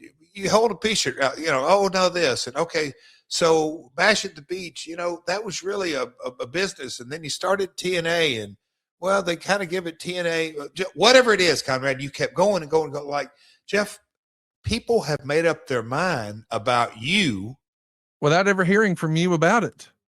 Okay, you finished exactly. That is bizarre to me. That is so bizarre that I guess you could say the world, that you form an opinion without ever hearing, I don't say the side of it, of just a little bit of it. And that's a head scratcher to me. That really is. Here's the thing that sucks to me, dude. Why can't we give people the benefit of the doubt? Yeah, I agree there. Like there's so much creative that happens in wrestling where we're all like, I didn't like that. What we should not do is immediately say, let me go use my platform to tell everybody that this guy sucks and he's the problem. Are you sure it's not creative? let's be real. How many people are in love with the vision? Is the vision over? Oh. Really? I'm just saying, we're trying things. They're trying things. And what's his leverage when they say, go out here and dress like this and cut your hair and say this and do? What's he supposed to do? Exactly. And if the agent comes over and says, hey, we want you to work this kind of match. But now you're going to go on and you're going to say, there's not a problem with the creative. It's not that. It's this guy fucking sucks. Brian Alvarez, buddy, come on now. Yeah. Be a net positive to wrestling, not a net negative. I thought you were one of the boys. The boys don't talk about each other like that. And you may not have liked Jeff Jarrett's fucking promo in Huntsville last year, but a lot of other people did. But thanks to you and your bitch fit, it didn't happen.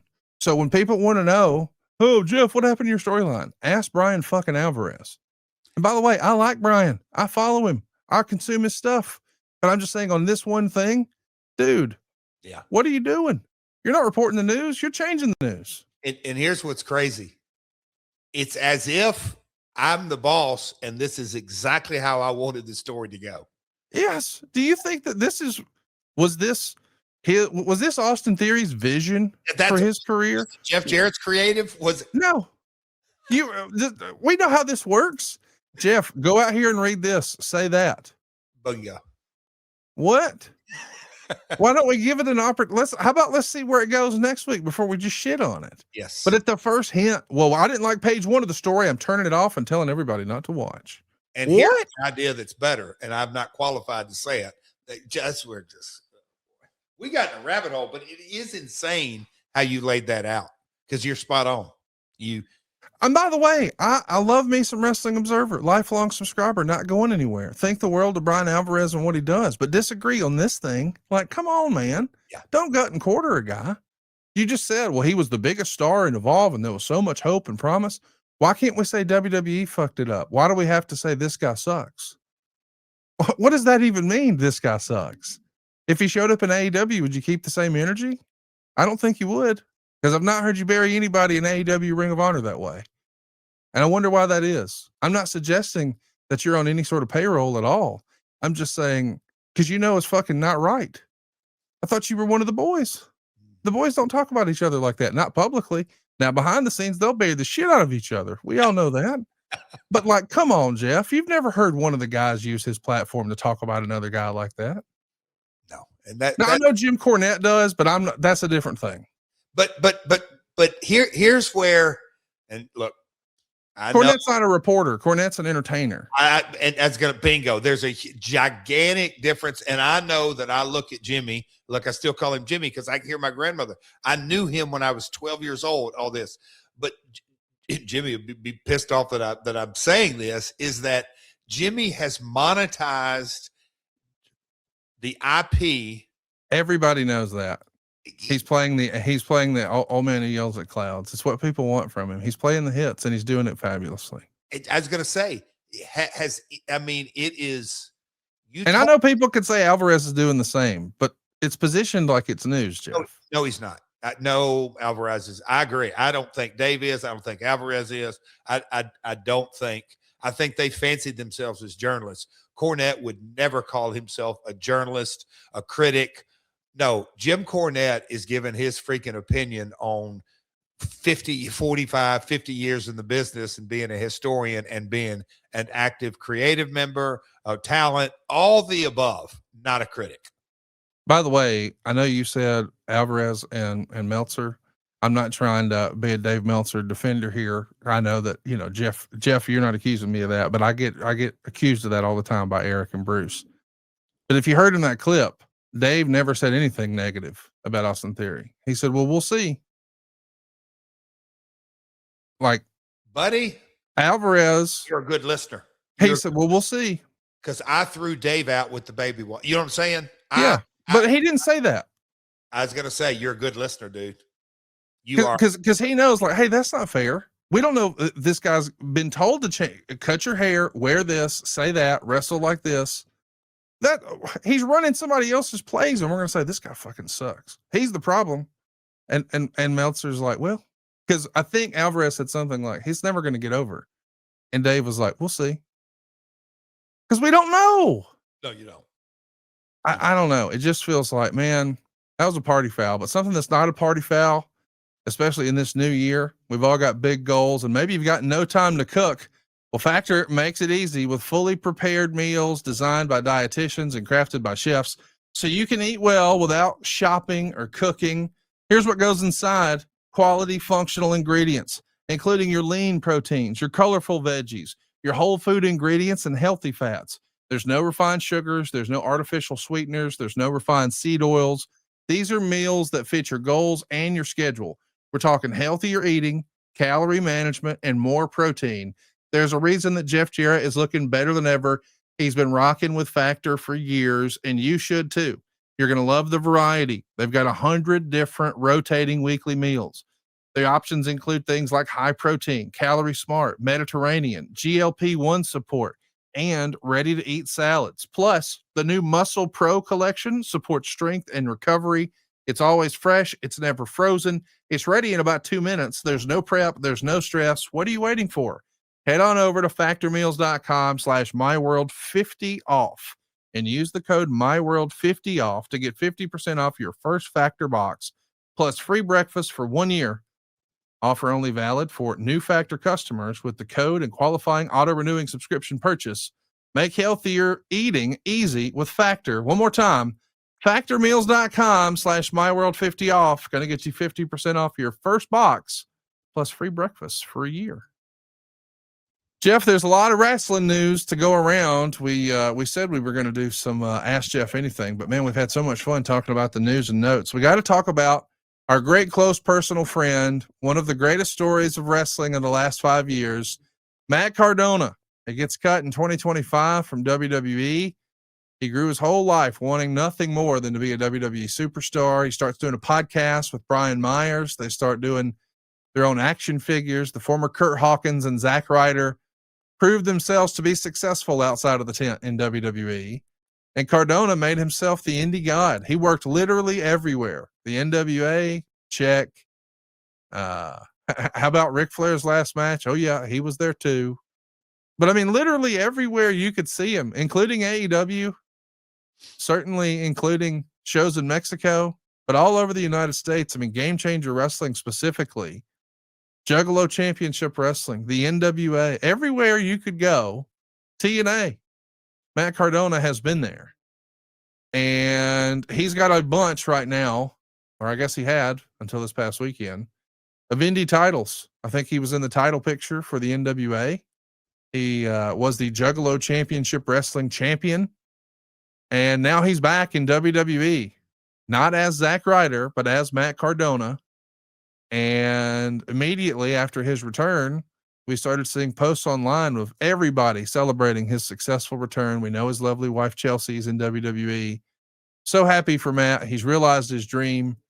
You know, he's got his dream girl. He's got his dream job. He's got his dream life. He's just moving into his dream house. So happy for Cardona. Got to be one of the greatest moments of his career. He's back. What'd you think, Jeff? I really don't even know where to start, because as a friend, as maybe fellow one of the boys, maybe as a promoter, business executive, maybe a third generation guy, I think that's what I'm saying. It's really hard for me to kind of put into words, but I think at the end of the day,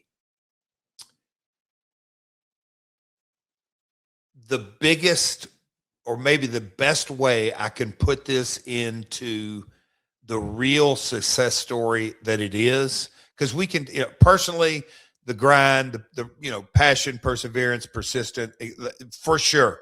Like Matt, I've known it, I've seen it.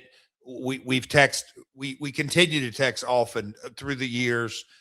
He's good with my son Cody, but I mean, just all that. So, and one of the boys, hey man, the journey you're on, that entire COVID and the releases and all that kind of stuff, and the run he had. I remember we had texted, and the first time I saw him, I actually met him Bridgestone Arena in Nashville. I hugged him, jumped on his back, and because we had, there was a connection just because of the entrepreneurship, I think. And then I'll just say as a promoter, but like I could come at this from so many different angles, Conrad, but I'm going to boil it down to 2 words because I think they are so freaking meaningful. Matt Cardona. And the reason I say that is he didn't come back as Zack Ryder. That's right. He came back as Matt Cardona. That says everything. It says to me that TKO, yeah, and they're going to adapt, their business folks, and I know, they got paper and contract, but all this. But at the end of the day, that if they had their druthers, they own Zack Ryder. And they obviously had to say, you know what? What's best for business is to get Matt on the show. And hey, man, Matt Cardona, he owns that forever and ever and ever. And when he leaves here, he's going to continue all that. So that to me is, I mean, if I'm one of the boys out there, whether I'm in wrestling school, want to get in wrestling school, thinking about getting in wrestling school, if I'm a spouse or a boyfriend or a girlfriend or anybody who's witnessing this, or even if you've been in the business 3 years, 5 years, 10 years, 15 years, man, oh man, folks, you just kind of got to dial that in and understand, yeah, he got out and hustled. That's all effort. I'm going to make connections. He talks about going to the merchandise table and connecting and this and that, all that kind of stuff, and the hustle. And all of that to me is really great. But man, for me, what really says it all, action figures, podcast, social media, Indie God, is that he put it all under Matt Cardona, bet on himself, and he won. He absolutely won. He got signed to a deal, and I don't want to talk about money, but he got signed to a deal, and by those two words, Matt Cardona, he won because he did it on his terms. And look, hats off to TKO. They understand. We got a great talent who's out on the independent scene. And we've got Raw, SmackDown, NXT, TNA, and AAA. And Matt can be on any of those cards at any time. So they won too. I wanted to ask you, you're one of the boys and a promoter yourself. He's gotten a little bit of criticism online. I've seen some legends and some other, snarky fans who are like, oh, he's the indie god until he's back. For going Because back. now, yeah, well, because he's canceling a lot of it. He had been he's holding other promotions titles, and he had been announced on cards, and he had accepted bookings, and I'm sure flights had been done, and blah blah blah. I don't know all the details, but I'm seeing some people saying, "Oh, I can't believe he supposedly cared about the indies, and he supposedly cared about these guys and his friends, and now he's leaving them all high and dry." And I'm asking myself, what leverage did Matt have? If WWE says you can do this, but you can't do that, what's he supposed to say? And I know that a lot of people would say, well, he could have. He has, and here's what I love about Matt. There is something powerful in naming it and claiming it and stating your goal and going and getting it and having relentless pursuit for it and an insatiable thirst for success. And boy, Cardona did all that, and he made his dream come true. He's back with WWE. But when you tell everybody my goal is to go back to WWE, and you say it over and over and over for 5 years, when the offer comes from WWE, they kind of have all the leverage at that point. And if they say, and I don't know the terms of Matt's deal, it's none of my business, don't care. I'm not talking about the financial piece. That's another thing. He didn't create a bunch of leverage for himself. That's the point I'm trying to make. So if they say, hey, you can do this, but you can't do that, what's he supposed to say? Like, he didn't have any leverage here, right? That's a silly thing to be critical of Matt for, in my opinion. I'm going to give you maybe even a little bit further hypothetical. Let's hypothetically say that he said, I am never going back to WWE. I am an indie guy for life. Okay. Well, things change. That happens. I would be willing to bet that every independent promoter that Matt was contracted with, I say contracted, agreed with, I guarantee you that he made right or will make. Oh, there's no doubt. Absolutely. Every plane ticket. Nobody's going to be out of money. And so shit happens. I agree. Changes. So nobody, and here's where I got my education on no shows, and it's not an old school mentality, but about the same time, because again, being in Nashville, the music business, you hear the legendary story about George Jones, No-So Jones, and that he literally wouldn't show up for concerts. They'd come back the next year. He no-showed the year before, and he'd still have a sellout. Okay, that's the power of the brand. That being said, Von Erich's weren't so strong, and other wrestling people in that, if you're not going to show for an event, then you need to communicate that with your audience. And that's why my old man, I don't care if you were semi or main, and even more than that, he posted I've seen it in armories. Bill Dundee, it will not be here tonight. Warning, before you buy your ticket, know that Dundee is not going to be here. He's whatever it may be. So the communication with your audience, and now in the age of instantaneous information. Every promoter out there has had, I'm sure Cardona had plenty of time.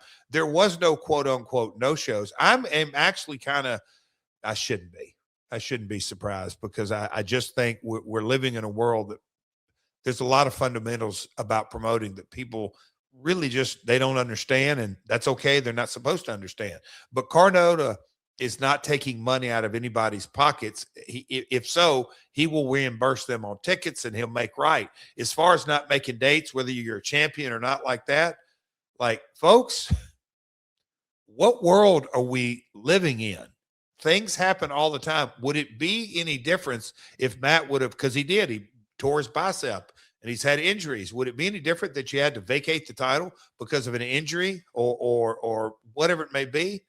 That's just people being self-righteous. I'm not. I totally agree. Yeah, that's, come on, man. That's nonsense. But back to congrats. I think that people are also going back to tribalism. There's some WWE haters out there. Oh, I can't believe you went back to them. Well, guess what? Your opinions don't pay Matt's mortgage. TKO will for the next couple of years. So, but seriously, man, what a very cool. I'm so happy for him. I can't believe there's any way anybody can spin this negatively. I mean, I saw people saying, oh, he's only back after the Indies made him and now he's turning his back. It's like, wait a minute. This guy left the Indies better than he found them. You ain't Who's been a better advocate for the Indies and these individual promoters? Who's worked harder and put them over more? Like, the idea that anybody would frame Matt Cardona's return as anything other than a huge success story. Now, I will say, hindsight being what it is, maybe he didn't have the most leverage he possibly could have had with his return to WWE, but who cares, man? It's his career. If he's happy and he's where he wants to be, and think about the quality of life. Nobody ever thinks about this, but think about the quality of life of that guy. I know people get caught up in the tribalism of WWE, but his wife is on the road with WWE. He's traveling all over God's creation, killing it to eat it right now, or he was a couple of weeks ago. And now he gets to travel the roads with his wife and make a bunch of money doing it. Like, so he gets to do what he wants with the woman, what he loves with the woman he loves. Like, the quality of life when your spouse works there, Jeff, I'm sure you can speak on that, versus, hey, we're going to be on the road and separated. Because it's not like Cardona was rarely booked. He was booked every weekend. Yeah. He's working all the time. Now he gets to spend time with her. Often, you text him, hey, Matt, do you know so-and-so, so-and-so in this city, of this promotion?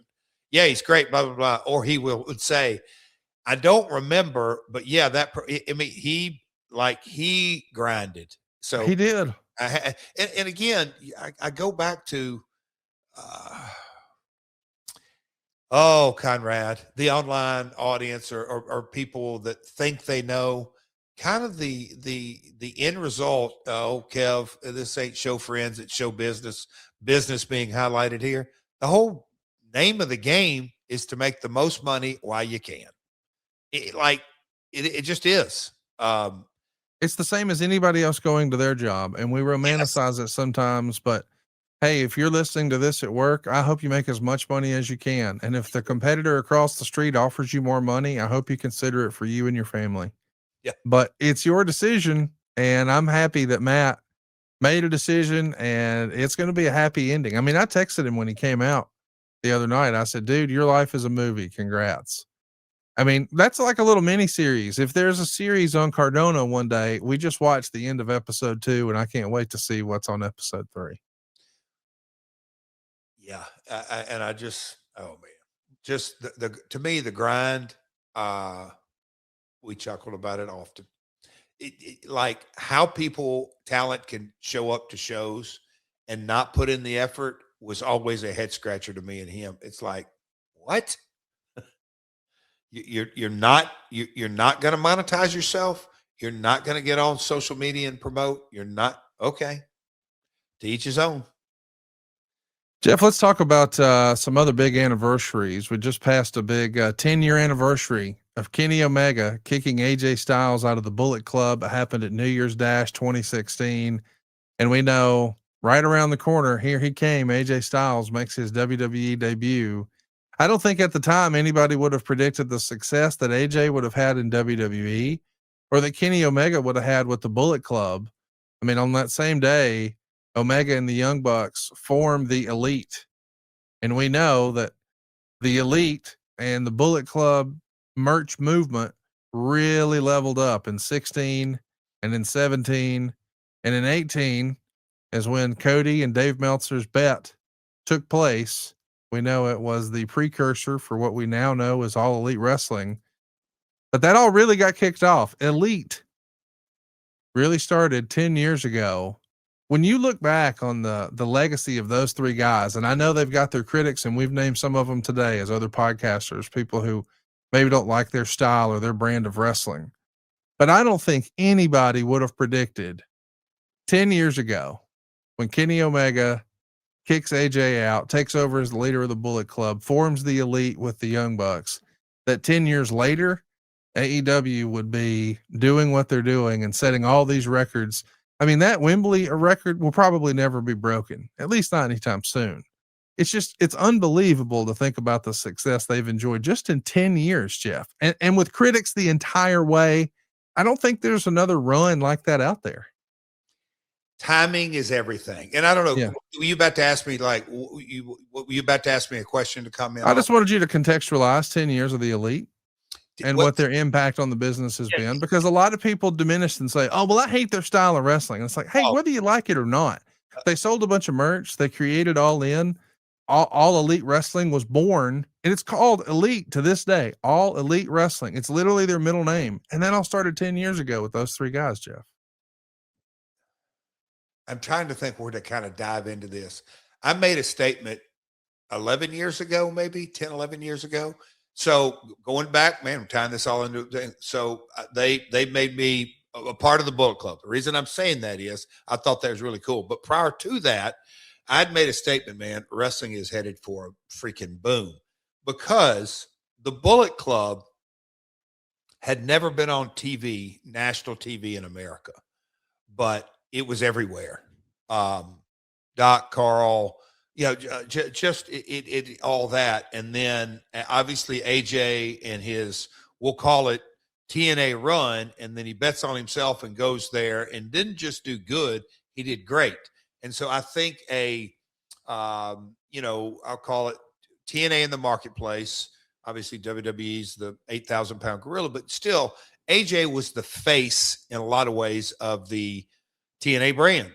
Yes. And he leaves, he goes New Japan, Nakamura and Tanahashi and great talent and a lot of different layers. And now you kind of look at Ring of Honor over here, and they kept trucking along, but they had those two kids from SoCal. And there was there's a lot of pieces here, but Matt and Nick and Jesus, just great match. And they're monetizing on the indies when they come home, because I'd use them and I'd observe, but also use them on a few shows, but they were the hottest indie act. And I say that still signed New Japan, Ring of Honor, but they were bouncing around, but just kind of the groundswell. And then, okay, AJ's leaving, but all of a sudden now Kenny's involved, and he's not just good. His in-ring style, man, is he better than AJ? Oh, sure. Okay, you just because you were like, how in the hell do you replace the AJ style in-ring ability? Well, boom, here we go. Kenny Omega. And so those three kind of coming together, and then you still have Cody out here, that kind of narrative, but those three coming together, it was, in a lot of ways, I just think you can't overstate the importance of the Bullet Club's surge in popularity with being a front runner to the wrestling boom. I truly believe that. Yes, technology and the WWE network, and you got to factor in all kinds of things that go with it. But man, you just kind of have to look at the building blocks of the boom and the surge with the Elite. It's undeniable. Like you said, it truly is undeniable. And the Elite, like you said, that name is in the dead center of the Challenger brand, who put 82,000 people in Wembley. It goes without saying. So it's cool. But man, Conrad, 10 years. That's why I don't like the sound of that, but wow. No, I'm just saying, it's crazy. All Elite Wrestling was born like 7 years ago. And to think these guys started a movement amongst the hardcore fans that got billionaires who own NFL teams to say, you know what? I can make money with those boys. That shit's never happened before. And I know that tribalism is so crazy and everybody wants to say, well, I don't like their matches. That's not what we're talking about. Not at all. I'm talking about the idea that they were such impressive performers and so over with that hardcore fan base, the sickos, if you want to call them, that a billionaire who owns an NFL team said, this is a good investment. I mean, that's powerful. Well, and you just kind of look at, I think Twitter was 08, YouTube 04, 05, 06. I'm just kind of saying the online audience, how it evolved, and you have to, because we've touched on AAA and CMLL, New Japan, they've had that working relationship. I guess the real coming of age of professional wrestling being a global audience, not just a U.S. audience, Yes. or Canada or Puerto Rico, or, hey, Mexican fans, they watch Lucha Libre, they don't watch anything else, all this and that. But, OJR getting on his ass and flying to Japan and sitting there, him and Matt Stryker calling a 5-hour Wrestle Kingdom, but just all those pieces of the puzzle. But right in the nucleus of it all is what you're saying, the Elite, those three guys. Pretty damn cool. But it still amazes me that's 10 years ago. It is amazing, to think that all of that happened in really just 3 short years. And that led to the creation of AEW. And to put it in context real quick, if a kid was in college, because that youth Bullet Club audience, Conrad, some of those guys got a wife and 2 kids in their early 30s. That just kind of like, what? Where did time go? Yeah, speaking of time, I can't believe this is real, but 27 years ago proved to be one of the more pivotal nights in the history of the Monday Night Wars. We just passed the anniversary of the Finger Poke of Doom, where we were going to pay off. Allegedly, this is going to be the rematch now. You may recall, we're at the Georgia Dome, and this is a building where Hulk Hogan and Goldberg set a record. A lot of people still think about that night in 1998, July 6th, as maybe the high watermark of WCW. You're in the Georgia Dome, Goldberg beats Hulk Hogan. What a moment it was. And now, like 6 months later, you're back. A couple of days after Christmas, a couple of days after Starrcade, we're going to do a rematch. We know that Goldberg, the Golden Goose, has finally been beaten with the help of a cattle prod, but whatever. Kevin Nash is the new champ. So it's only right that Goldberg gets a rematch. And instead, what we got was Goldberg being arrested for stalking charges on Miss Elizabeth. Hulk Hogan fills in. Finger Poke of Doom. Meanwhile, Tony Schiavone became infamous that night as WCW is trying to put together the NWO once again, doing a reunion, going back to the basics, I guess, their highest and best-selling story in history. Before it happened, Tony Schiavone did what Eric Bischoff used to do. And of course, this was at Eric Bischoff's direction. He shit on the taped Raw that happened that same night head to head, where Tony said something along the lines of, we understand that on the other program tonight, a performer who wrestled here as Cactus Jack is going to win their world title. Huh. That'll put some butts in the seats. And it did. Hundreds of thousands of people changed the station and flipped over to watch a recorded Monday Night Raw and saw Mankind, Mick Foley, win his first world title in WWE. Jeff, I wanted to ask you as a promoter, with the benefit of hindsight, what'd you think of that decision at the time? And if you had it to do over again, obviously you weren't making these decisions, but if you were given the opportunity to have the pencil, what would you have done differently that day? This was the end of 98, right? Yeah. Yeah. January of 99. Yeah. Okay. Yeah. And obviously I was at WWF at the time. That's right. And so doing Raws and the grind, if you will, and again, full-time schedule, Raws and SmackDowns and house shows and tours and all that. So just a different era as far as me being dialed in on a week-to-week basis. I remember hearing the Finger Poke of Doom was kind of laughed at in the locker rooms, but the Shivani stooging the finish off and all that, that was a healthy discussion in that, well, that was a low blow. And then, and then there's also the flip side that immediately came to my mind is, okay, maybe knock the other product or something, but to say, as I've had the debate many a time with Vince Russo or others, yeah, the belt's a prop. No, it is a prop. It's the main prop.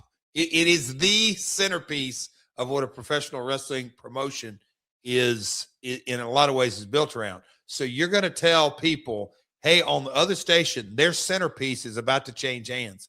That was like, what? Like, to this day, I'm not sure. I don't know. I just, it's a head. Look, I'm scratching my head. It really is a head scratcher. Why promote or highlight? And I do, me and you've had this conversation before, and I've had it with different people.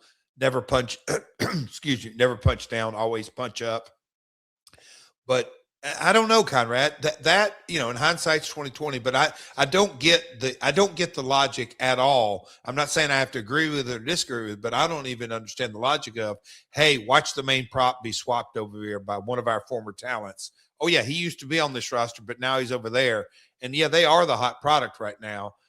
And knowing in the back of your mind, we're about to false book, storyline, bait and switch. I'm trying to think of the negative, but also we're going to do some creative on our show that is, I'll call it best case, heat focused.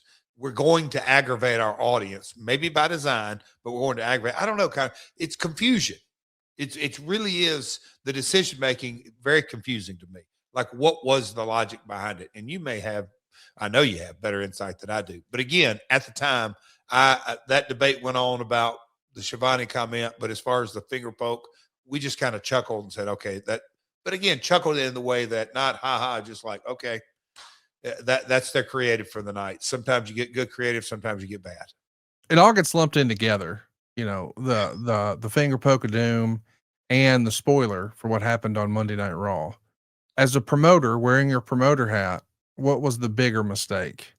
Booking the finger poke of doom in the first place, or telling the audience at home, hey, something big's happening on the other channel, but it's taped? I think they're telling the audience. I do too. Yeah, because finger poke and creative subjective. There you go. I mean, 1,000%, it's totally subjective. Yes. I just hope that fans start talking about it that way, because it feels like, to me, that's always been the bigger mistake, is telling people what's on the other channel is way more of a cardinal sin that could hurt your bottom line, as opposed to, well, we don't like the creative. Yeah. I think we hope that fans will tune in next week and give us a shot if they don't like our creative.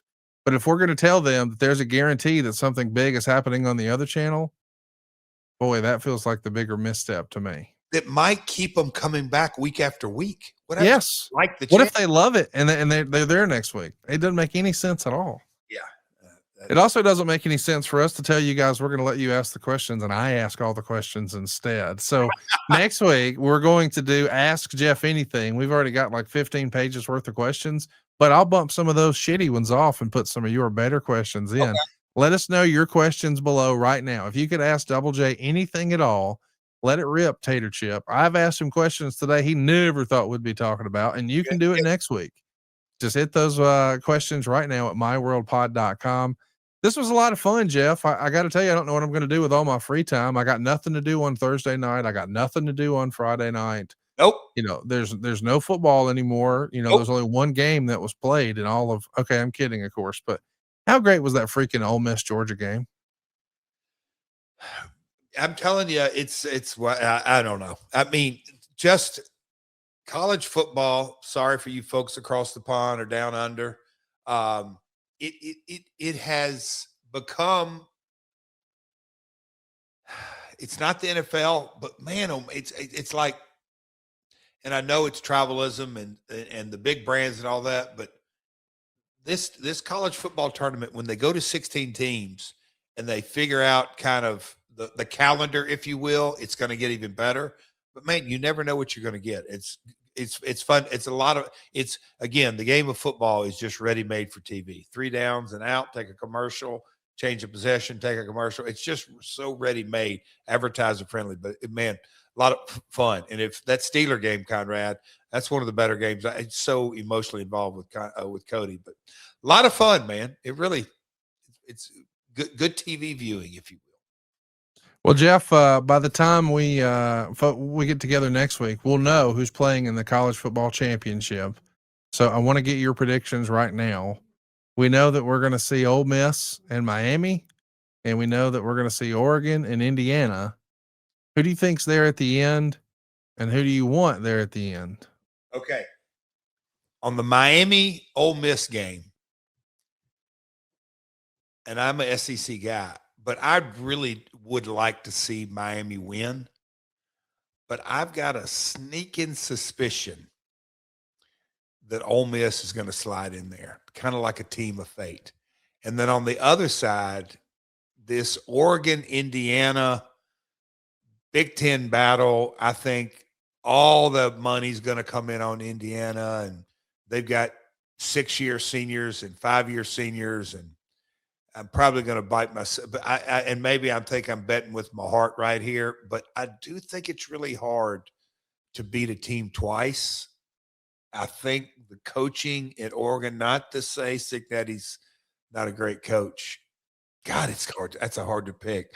So my heart's telling me to go with Oregon. So I do. I think Oregon, Oregon, Ole Miss in the finals. I want Indiana and Ole Miss in the finals. I think that would be a movie either way. I mean, you could really make a movie about that and have it out in time for, season after next, and people would go bananas for it. So I hope that it's Indiana and Ole Miss, but I think it's probably going to be Indiana and Miami. Yeah, I mean that's but look, it's while they play the game, and I think the natural lines are going to be that's where we would go with it. But that's where I'm kind of going against the grain. Anything can happen. I do think the age, and there's going to be some Indiana haters out here. I think that when I get into rabbit holes sometimes, Karen will go, "What are you doing?" I said, "Well, I'm just kind of doing research. And if you put in our buddies Gemini or ChatGPT or whatever it is, you kind of doing the research, and then you look online on this. Maybe Cignetti has figured out NIL in that we're going to pay for certain skill players, but we're also going to go find men as opposed to 19 and 20-year-old highly skilled 5-star recruits that I just think the age is a factor. I know when I see my daughters play basketball, it's just a massive difference when you see freshmen playing against seniors or freshmen playing against 5th-year seniors. I just think there's just a big difference. So, man, you could get in a rabbit hole. That's why I think Cignetti's figured it out in Indiana with the age. But my heart's saying Oregon, Ole Miss. We'll see. Well, our heart is saying thank you for spending the first Tuesday of 2026 with us. Ask Jeff Anything is on deck next week. Hit that subscribe button, turn on the notifications bell, and drop your questions below right now. We want to hear from you. What do you want to ask the Last Outlaw? And we'll see you next week right here on My World. Peace.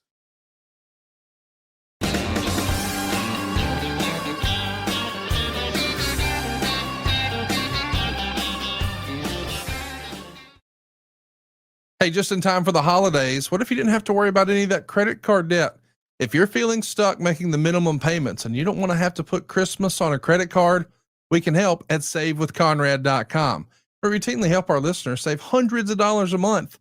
Find out how much money you can save right now for free at SaveWithConrad.com.